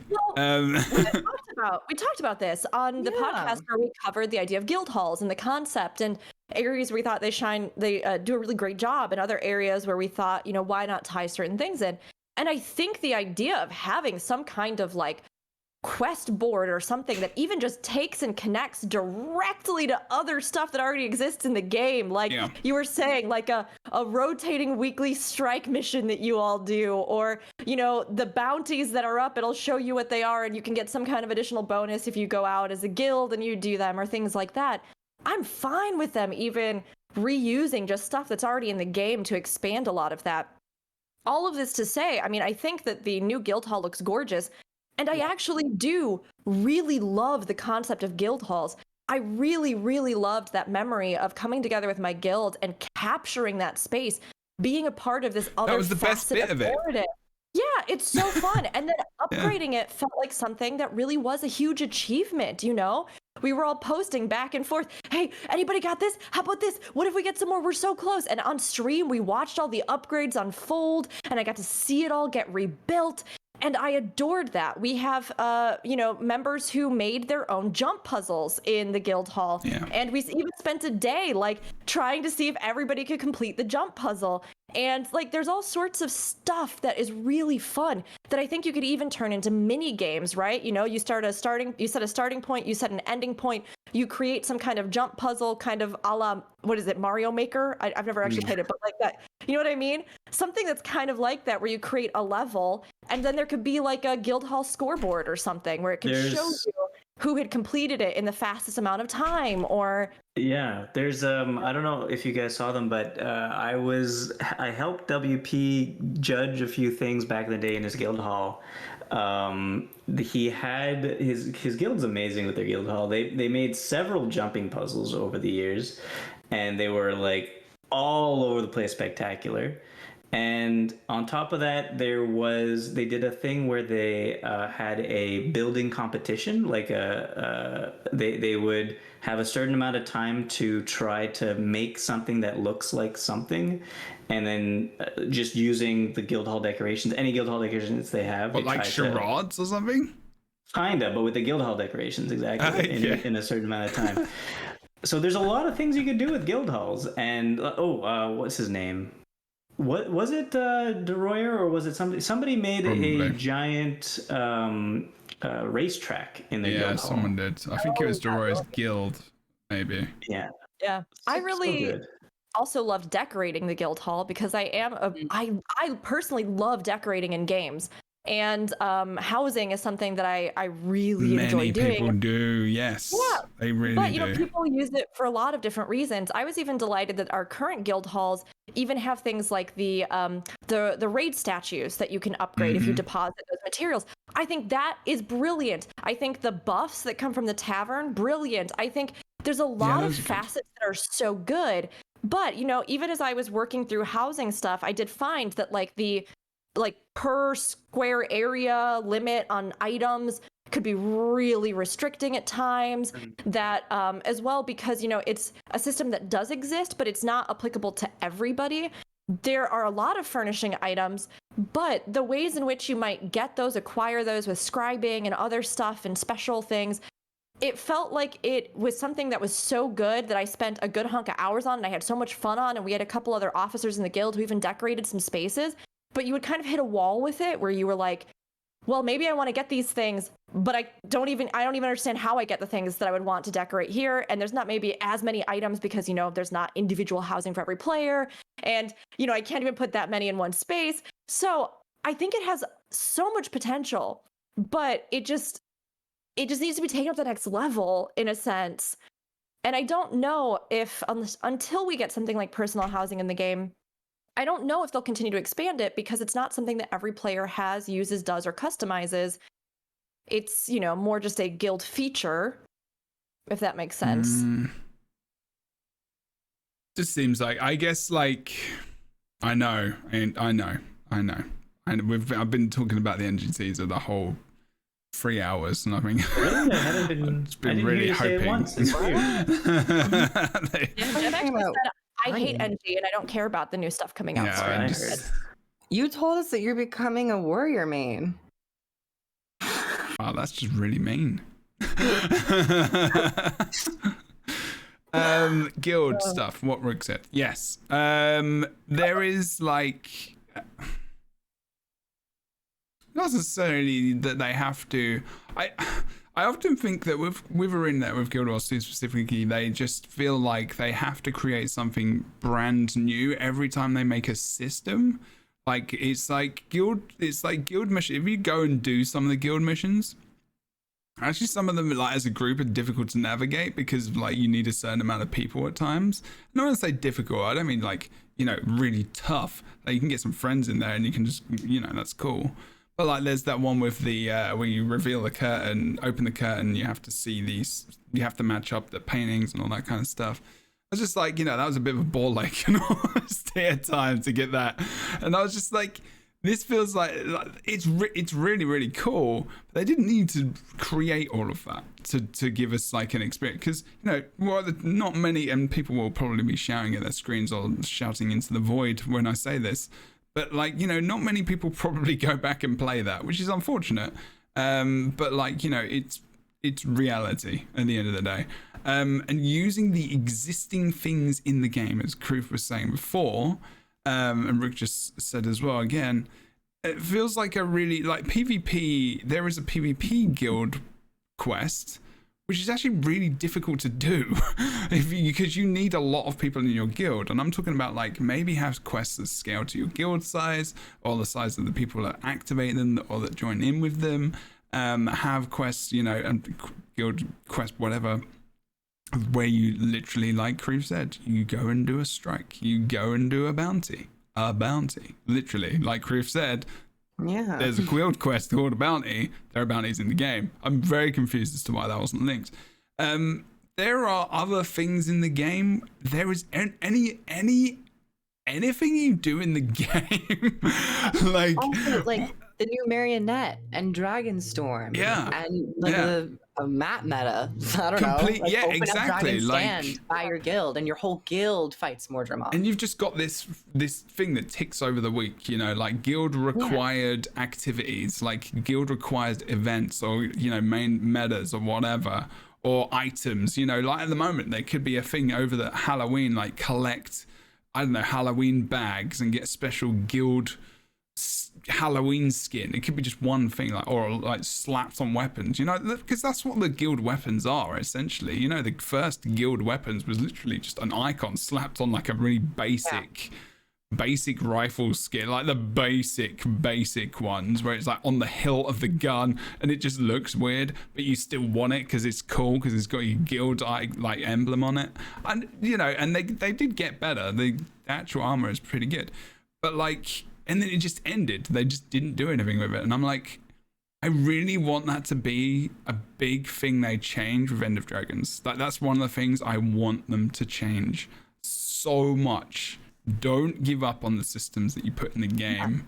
And it can carry quite a lot of gameplay during drought periods. Having people to play with, you don't necessarily need new content. You just need new energy to be around to revitalize your experience with the game. Even with raiding, like I would get into a couple raiding guilds during the drought after Heart of Thorns released, and it kept me in game for months. Of course, you know, always take a break for yourself when you need to, or whatever life, but if you have the time and you want to play something, but you just can't, there's nothing really to do with your friends. You know, sometimes it feels more like, oh, I don't want to play a solo player experience. I'll go play another game. Well, let me give you this question.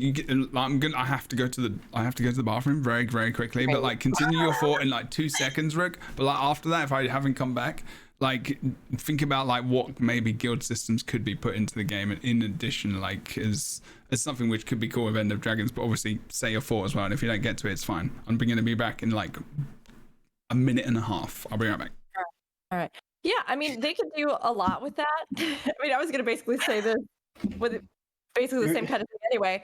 So in that, I mean, yes, you could have so many rotating things that you do. Like all the things you listed, I think would be fantastic. You could even have just like really mundane quests. Like, you know, your guild needs you to turn in 100 of this farmable currency from this season map or something. So everybody go and farm and then turn it into this guy. And if you hit your weekly quota, you did it. You supplied this place. And they could easily incentivize that either by adding some kind of vendor that allowed you, like maybe you got a special currency from that or with the guild hall stuff or from that specific vendor. You could like take whatever you got from that to him, and they could have a variety of different things from maybe cosmetics to even just stuff that's in the game, like valuable currencies you might want, legendary stuff. You know, whatever it was that would kind of go into it. They could even do something where like one of the highest level ones that you exchanged was like Black Lion chest keys or a Mystic Clover. Yes, like Mystic Clover, like where it would be something where people would actually be incentivized to want to do that, because we see how the player base is motivated when it comes to stuff like meta runs because of how profitable they are. People will run those constantly. You could even have, you know, go with your guild and complete this meta event as one of them, you know, before the week is over, and then have bonus rewards for that. And if they put something in there, what I started thinking about was that there was recently this like, what is it actually called? Expedition or like daily system put into ESO that's like a little daily quest Endeavors, thing. That's like Endeavors, that's what it is. Yeah. And they give you like essentially the equivalent of currency to like get stuff from the loot boxes that are in game, which helped a lot of players feel better about the RNG of loot boxes, which is why it immediately came into my mind, like put a Black Lion key on there or something. And immediately people would be running those guild missions like every single week, you know, be able to save up to get something for that. Or they gave you a key, a clover, and a coin.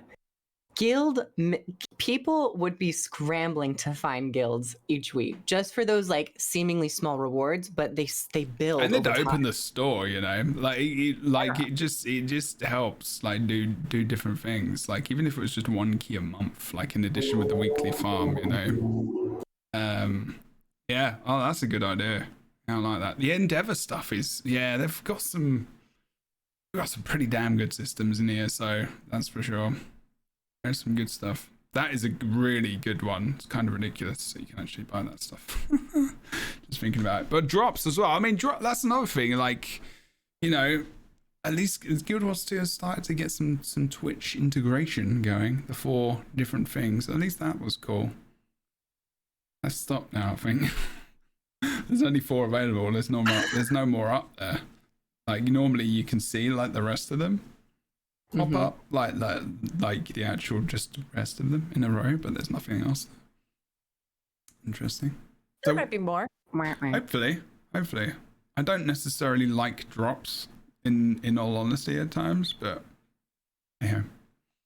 And was there any other conversation about the guild stuff you wanted to put in, or have we've kind of come to a point of resolution? Because I can only kill so much time, as well as taking up all of your time until the engineer teaser comes out, which I don't think is coming. As a guardian, I always supply the boon resolution, so we are resolved. It's a bad. Unless I get in a golem and also give it. My golem pets might give resolution. We're just. Chat, how are you guys feeling today? Are you having a lovely Friday?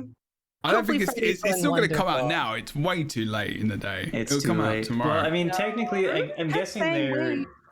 Ruby said soon, and that was like 20 minutes ago. Wait, did she say soon? Yeah, she said don't worry, wait a bit longer or something. I don't think she said that. She did.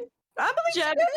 Intense eye roll as he considers keeping us here for 3 more hours just to see if it shows up. I didn't notice my eye roll. It's very good. You're just leaning back and all the way across. It's very good. Sorry. When did that she was say, a genuine eye roll. That's why it was good. I got more of the impression from her comment that it was like, maybe this weekend or early next week, as opposed to literally wait 30 minutes or something. Someone go all the way up into the chat. My chat isn't loading anymore. Sad. A teensy bit longer. I swear.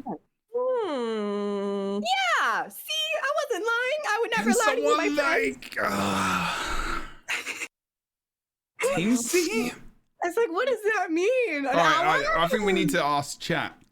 And also, we will talk about this now. What is the definition of teensy for everyone? Like a teensy weensy bit longer, like in terms of time. I think it means I might have to leave before it comes. I was going to say, Boots has got that look on his face where dinner is on either being ready or prepared. I gotta make it. Oh. Delicious. Mm-hmm. Maybe some one day miso glazed salmon or something. Ooh. Yeah. I think so. Can I come over? Yeah, sure. Sounds like a very protein infused. I'll grab a ticket. Awesomeness. It'll be ready in an hour. Will you be here on time? 4-hour flight? 3-hour flight, maybe? Okay. What's a South Carolina? Might be a bit longer than that, my friend. No, oh, sorry. If you want to go somewhere completely different. Sorry? Saying my family lives there. Okay. It's a nice place. That was all I had to say. My family lives there. Still not there, is it? No. I did just check for you. It's not there. It's not there yet. Oh, God damn it. All right. Well, screw it. We're done. We're finished. We're over. Praying for each second. I am praying. Rough. It's not going to happen. Well, let's do a really long outro just in case. We'll take our time. We have to make another vocal noise. No, just kidding. Everybody do your best whistle. No. Well, actually, 2 out of 4 people in the podcast, right? Yeah, they won't be able to hear it. Oh, Proof. That's No, blowing. No, Proof. Don't blow your microphone. Not live, not in front of an audience. This is for you, Jeb. Flipped out of context so bad. We can't hear you because of the high end that's taken out of your microphone. I heard said it a little that. bit. We heard Why does it do that? music. Is I this don't taking know. out the high end? It's to some, I don't know, some. The microphone cannot handle your musical talent. Only That's dogs heard that sound. true. Thank Yeah. God. I was whistling "Don't Worry, Be Happy," Jeb. I was whistling "Don't Worry, Be Happy." Don't worry. I mean, it's content for tomorrow Be morning. angry. I really do. The thing is, I want to get on with my legendary journey because I'm just gonna make. It's gonna be basically the decision of whether or not I go for like a Gen 2 and go for the whole quest line because it's a whole lot of content that I want to do, and I have to wait. So it's actually gotten to the point where I'm like, just Jebro. In your life, expect some trouble. For when you worry, you make it up. oh my God. Be happy. Be happy. I mean, I'm generally happy. I'm just tired and want to find it. Low blood sugar will make anybody angry and angsty. When my brother starts nipping at me, I'm like, eat some food. And he eats some food and he's happy now. And he doesn't nip at me. Good, Jebro, you won't care about engineering anymore. Child. I don't need to. I'm not just gonna have a biscuit and suddenly stop doing what I'm doing. My brother's the same age as me. He's not a child I wish you either. would stop punching people in the face. Just give them a biscuit. I Everything really will be wish fine. he wouldn't kick me. Eat food. If it's a really good biscuit, yeah, it might make you feel Yeah, a but lot is better. this an It's a American butter biscuit or biscuit. is this? Well, this is the thing. Cookie? You're talking cookie, right? Biscuit No. cookie? No, I want no. I want a talking biscuit. I about want a southern biscuits. biscuit. Cracker? Talking about biscuits. Okay, well when I was in England, Jeb, and I got biscuits, they were essentially Hard. cookies that I dipped in my tea. They were Yeah, similar but to cookies are actual. They're just their own thing. They're just a cookie guys. is like a chocolate chip or something Guys. Who's in a like, I gotta thing. make salmon. It's a cookie. Biscuits. Okay. No, we're talking about biscuits now. Okay. Biscuits Okay. are. rectangle, not as sweet. I Yeah, count but those no, but as there's different kinds of biscuits, Rook. Biscuits are That's the literally thing. twice cooked cakes. Boots is fired. It's twice cooked. It is where biscuits come from in England. They cooked them twice, and they were a very, very useful supply for traveling the ocean. And that's Probably because they where were British cheap biscuits and come people. from. That's why. No, because they were indestructible, and That's also why pastry is such a good didn't thing go in England. moldy. They didn't go moldy as fast, and so like- yeah. What about like a southern biscuit that you put like gravy and butter on and it's just so delicious and That's not related to these biscuits at all, but that is what we call biscuits. And they are delicious, yeah. It's very good. That was like a very good little hungry biscuit frog face. What? Oh, okay. Wait. Biscuit. Wikipedia. Okay. Oh my god. Look it up. Free us from this mortal coil, Jeb. End the podcast. These are biscuits, everyone. These are biscuits. Look at those assorted collection of biscuits. See at the bottom right-hand side? See, This is a those are cookie. cookies. That is a Those cookie. Are No. all cookies, No. Jeb. they're also called biscuits. Before you're fired, the bottom right one. Biscuits and tea. There's a crumpets and The tea, bottom but- right one is a See? cookie. It's possibly the top left one. Okay. This is a digestive up here. A digestive, yeah. Digestive. Right. Yeah, bro. This actually looks It's more like digested, these innit? are very posh. These are very posh. This is a tin. This is a tin of biscuits. Okay, Posh a tin. tin of biscuits here. Very It's posh. you got Yes. it's in a digestive, bro. There's not much chocolate on these biscuits, so they're not for common people like me. So. Here's the thing. I acknowledge that they are what you would call biscuits, but I'm saying that by my standards, were I to look at all of these, I'd be like, every one of them is a cookie. And that's not to say that you can't call them biscuits. Like, I get that they are biscuits. I'm translating into my understanding. Americanish. Into Americanish, which would be that the equivalent is cookies. Cookies. Much chips are similar to Cookies. fries. But They're the like equivalent. bourbon biscuits and like, oh, this is what I'm talking about right here. This is where we're going. The graphic delights of English biscuit lettering unpacked and sorted. Wait, what? Do you like my God. cookies, Jebro? I love cookies. do Cookies are actually- good. I do actually have really love that you did say, what did you say, biscuit boots? Yeah, the French say biscuit. Biscuit. I really what? like the way you do the qui at the end. That's how it's Biscuit. pronounced. But isn't it more guttural? Isn't it like biscuit? No. Oh, It's French though. I should have asked. Did you have to study French? Are you in a French-speaking part of Canada? Yeah, Montreal I was from. So, yeah. I got you. Mm-hmm. I can't teach you. Yeah. Actually, as well, as a side note, there are biscuits and tea on the screen right now. I don't actually drink that much tea. I've got green tea, but not much else. Not much other tea. Coffee. I love tea. Coffee. Crave, calm down. Also, Jag, to answer your question, I don't call it either. I call all like carbonated beverages Coke. I call it all Coke. I don't know why. What is happening right now? I call it soft drinks where we're from.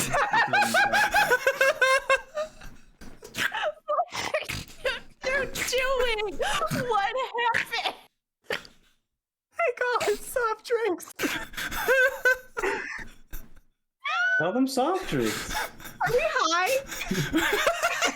Someone give us marijuana? What's happening? Oh shit, sorry. We're just high on each other and gibberish. I can't see. Oh my god. Oh god. Oh god. Sponsored by Mucinex. Oh, dribble came out of my mouth. Really gross. No. I'm sorry. It was bad. I feel refreshed, re-energized. Yeah. I'm like Talking a about Duracell coffee battery. and softness. Oh, it's beautiful. All right, before we go there, could we all agree and dear. say objectively, the silhouette I made at the beginning of the stream is good? I'll have to go now. Oh my gosh, my Discord cut out. It's really weird. I can't hear Sorry, anything. Boots, wait, you're breaking up a little dear. bit. Is your internet plugged in? Yeah, I can't. Hey, I'll Oh, say, God. guess what? For the window of time that you had to do that, you did good, kid. You Thanks. did good. Thanks. I think it was beautiful. I felt deeply moved by your silhouette. It was. Okay, now Jebro has to say it. Yeah, Faster. it was definitely Jebro? something. That's how emotional I'm getting about it. That's good enough. I really love Kasu's comment. It's the best NG silhouette released today. Yeah. It is, it Bradford is. Hollow has nothing That's on true. you. Exactly. Thank you, Cass. Oh, okay. We're going to end the podcast because I have to. This was definitely one for the books in terms of just. There was. I was about to say that there is actually going to be another version of the Lightbringers coming out in the near future, which none of these awesome people know about because it's literally something I started thinking about yesterday. It's going to be a singular person, though.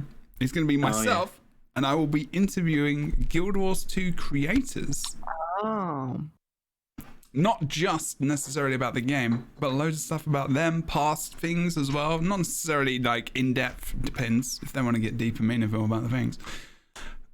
I'm going to ask all of you if you want to be involved at some point in time, if you want to be. But basically, Sure. Jebro interviewing people about their stuff, gaming stuff, and also bits about them, like music they may enjoy, things that have influenced them in their lives.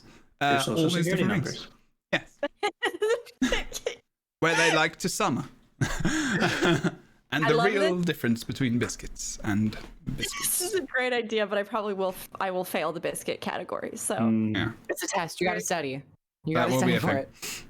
The idea is to probably be maybe every other week. We'll see. I just want to do more talking to people because this is fun. I've had a lot of fun today. I always love the podcast. It's probably my favorite stream each week. I'm not going to lie. My chest you all make is, me smile so much. yeah. My chest is full. The weekends here energizes You should go me. to the doctor. Yeah. After a week of talking to people whose lives are also just full of trauma and everything else that goes on, it's nice to have some smiley faces as well. Yeah. Which is It's always great good. It's great to escape to the podcast where we hear about how Groove was hit. Oh my god!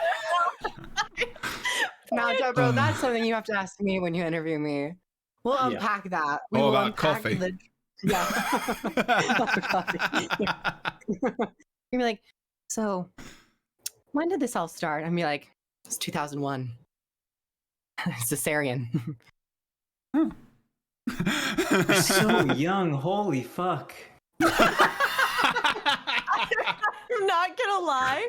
When you said Oh, it was great. 2001, Officially I literally mature. in my mind was Thick. like, that's hilarious because there's no way Kroof was born in 2000. Oh my god. That's not a joke. Kroof was born in 2001. I'm 40 in God. December. I'm 40 in December. It's okay, Kroof. We love you. Oh, You're thank you for- wise. You're so deeply wise. You're connected to a great cosmic energy. You're far older than your years. I used many individuals on the I don't know what you're internet. but talking wonderful about. Like, too. I'm significantly older than all of you. So, get. Wow. Well, it's okay. Boots and I will be right in the middle. The freshest, I best. don't have to know average how it old out. Boots is, so. Our souls aren't dead yet. Yeah, our souls haven't died. Jeb's so very old. You evened it out. I mean, Deborah, to I be think fair, that's a great Deborah's idea. I'm gonna soul go only before I died. pass Deborah's away from old Deborah's age. soul only died today, though, when the anti-spec didn't get released. So Yeah. yeah. Oh, it's I very feel like the upsetting. hysterical laughter was just you releasing all of that pent up energy of Yes. hoping so much for it today, and then it just not happening that you had to just lose it over soda Yeah. and biscuit. I mean, the problem is the longer we go, if it gets released in the next like half an hour, which is probably how long it's going to take to release the ourselves from this podcast because of things. Hey, we have 2 more minutes until the 30. I really have to go. Okay, Yeah. all right. Let's do the outro. We're just like, I'm going to leave the call. Also, there is. I'm just going to put a thing in the chat. Let me just do this quick. I'm so sorry, Boots. I'm so sorry. Like, It's okay. no, Jeb's having a rough time right now. I know. and- I am. I'm here for him. I am. I'm here. I'm being nice. Listen, go and click that my link gosh, that's in the yeah. chat. Please go and vote for some bird of chess person. Yeah. I'm not maybe sure right what now. their name is on the actual voting thing. You huge goober. I haven't even posted on social media yet. Yes, you have. Is there another one? Well, It literally is there. I'm looking at it. It's your Well, face. that was everybody to vote for me to get into the finals. I literally just got notified a couple days ago that I made it into the finals. Yes! But that's why someone retweeted it in my thing, and it's on my feed now. Oh, they must have posted something about it. I haven't seen it because I was so deep in the media No. Someone tour. else just retweeted it and was just like retweeted, just go vote for you. So I was just saying because I didn't realize it had got to the finals. So we got the first announcement, did we? Oh my god. You Which did. category are you under? I am in the best community activation category. The Community best chess activation. player on Best the chess player. Where is it? Oh, it's under marketing awards, Marketing. Oh, there it Best is. activation. and it is Bird of Chess. It is best. Bird of chess. We get the gold. Get the gold. Tens. We gotta get Rook the gold. Tens across That's why it's the in the board. chat. Go vote. I'll chuck it in the things as well. Don't be ashamed of exploiting your friends. That's a deep callback to middle of the stream. Also, if you have different email addresses, you could vote more than one. No, Oh, Boots! For God's sake! oh my god.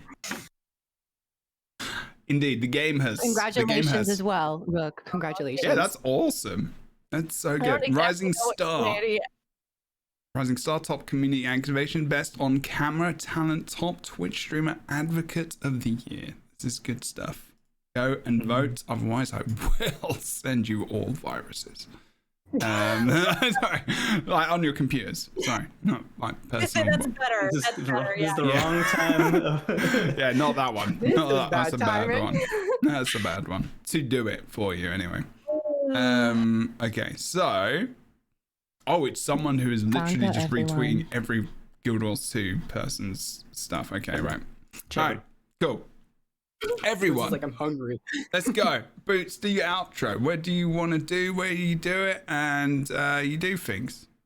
Yeah, I am Boots. You can find me at World Avengers on YouTube. Also, you can find me on Twitch right now at Boots_WOE. And Twitter also on World Avengers. And that's it. Bye. What does woe mean? Watch Boots.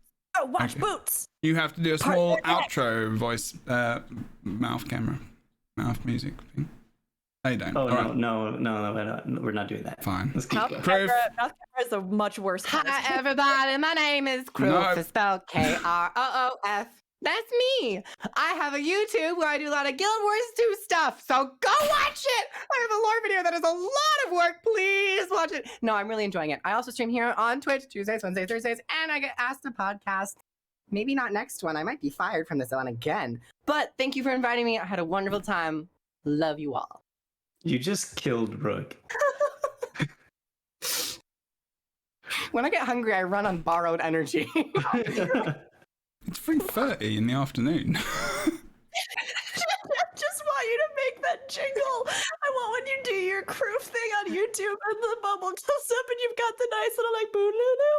I just instead want you. Hi everybody.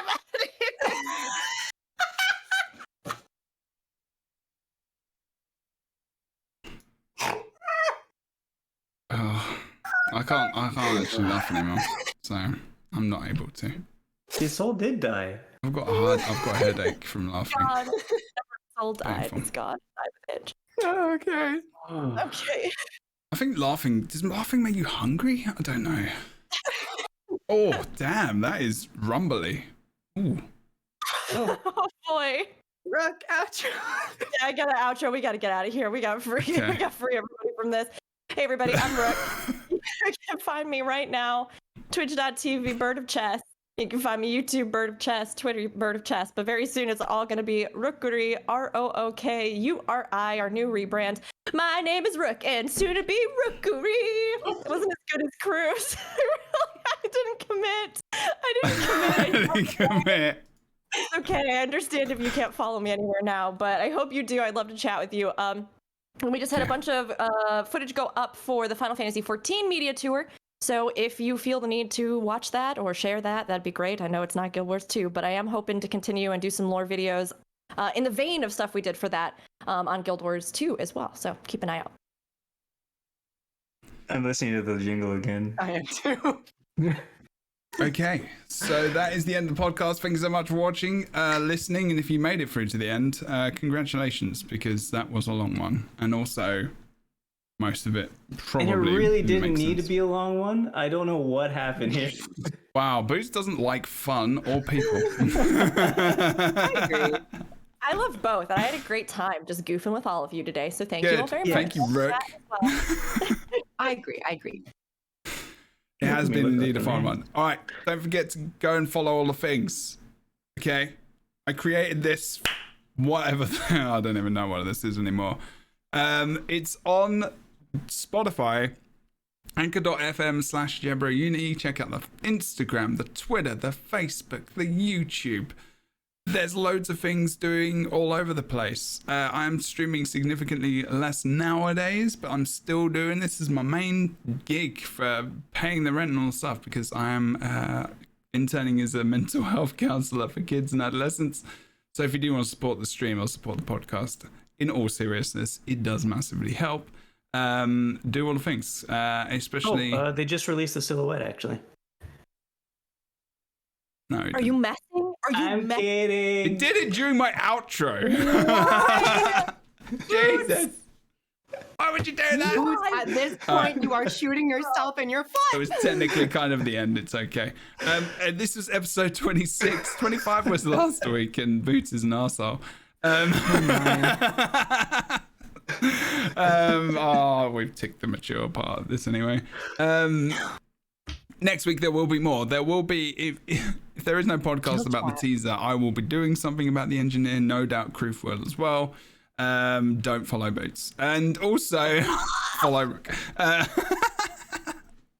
Technically, that's probably like it will get people to follow Boots. There's loads of things in the description below if you want to check out the information where you can purchase people's links. End of Dragons. Check that out in the YouTube description. Spotify won't let me put that in there because there's too much info. You can follow the peeps and you can get to their links and all the things in the description of wherever you're watching this or listening to this, because I saw where the Lightbringers was, and it's in a lot more places than I can actually be asked to spend time to look through on the internet. So you can type in the Lightbringers and you'll be able to listen to it wherever. I'm going now. We are all going because I don't have a soul anymore. So enjoy your life. I'm gonna find music. Oh God, I'm really hungry. Yeah. Good Lord. I some food. I suspect that laughing means edible food is needed. Edible food. We burn too many calories. Yeah, so. I think the burning of calories was Cardio. Is that why you get the munchies when you? Okay. See you next time on the Lightbringers podcast. Next week on Friday at 12 p.m. Pacific, roughly, depending on whether or not we're able to start the stream because of laughter or other emotions. Goodbye for now. See you next time on twitch.tv/JebroUnity. The Lightbringers, 12 p.m. Pacific on a Friday. Anchor.fm/JebroUnity to check out the Lightbringers. All the past episodes, as well as the past Elder Scrolls Online podcasts as well, which doesn't exist anymore, but they're good episodes. Still very relevant. All right. See you next time.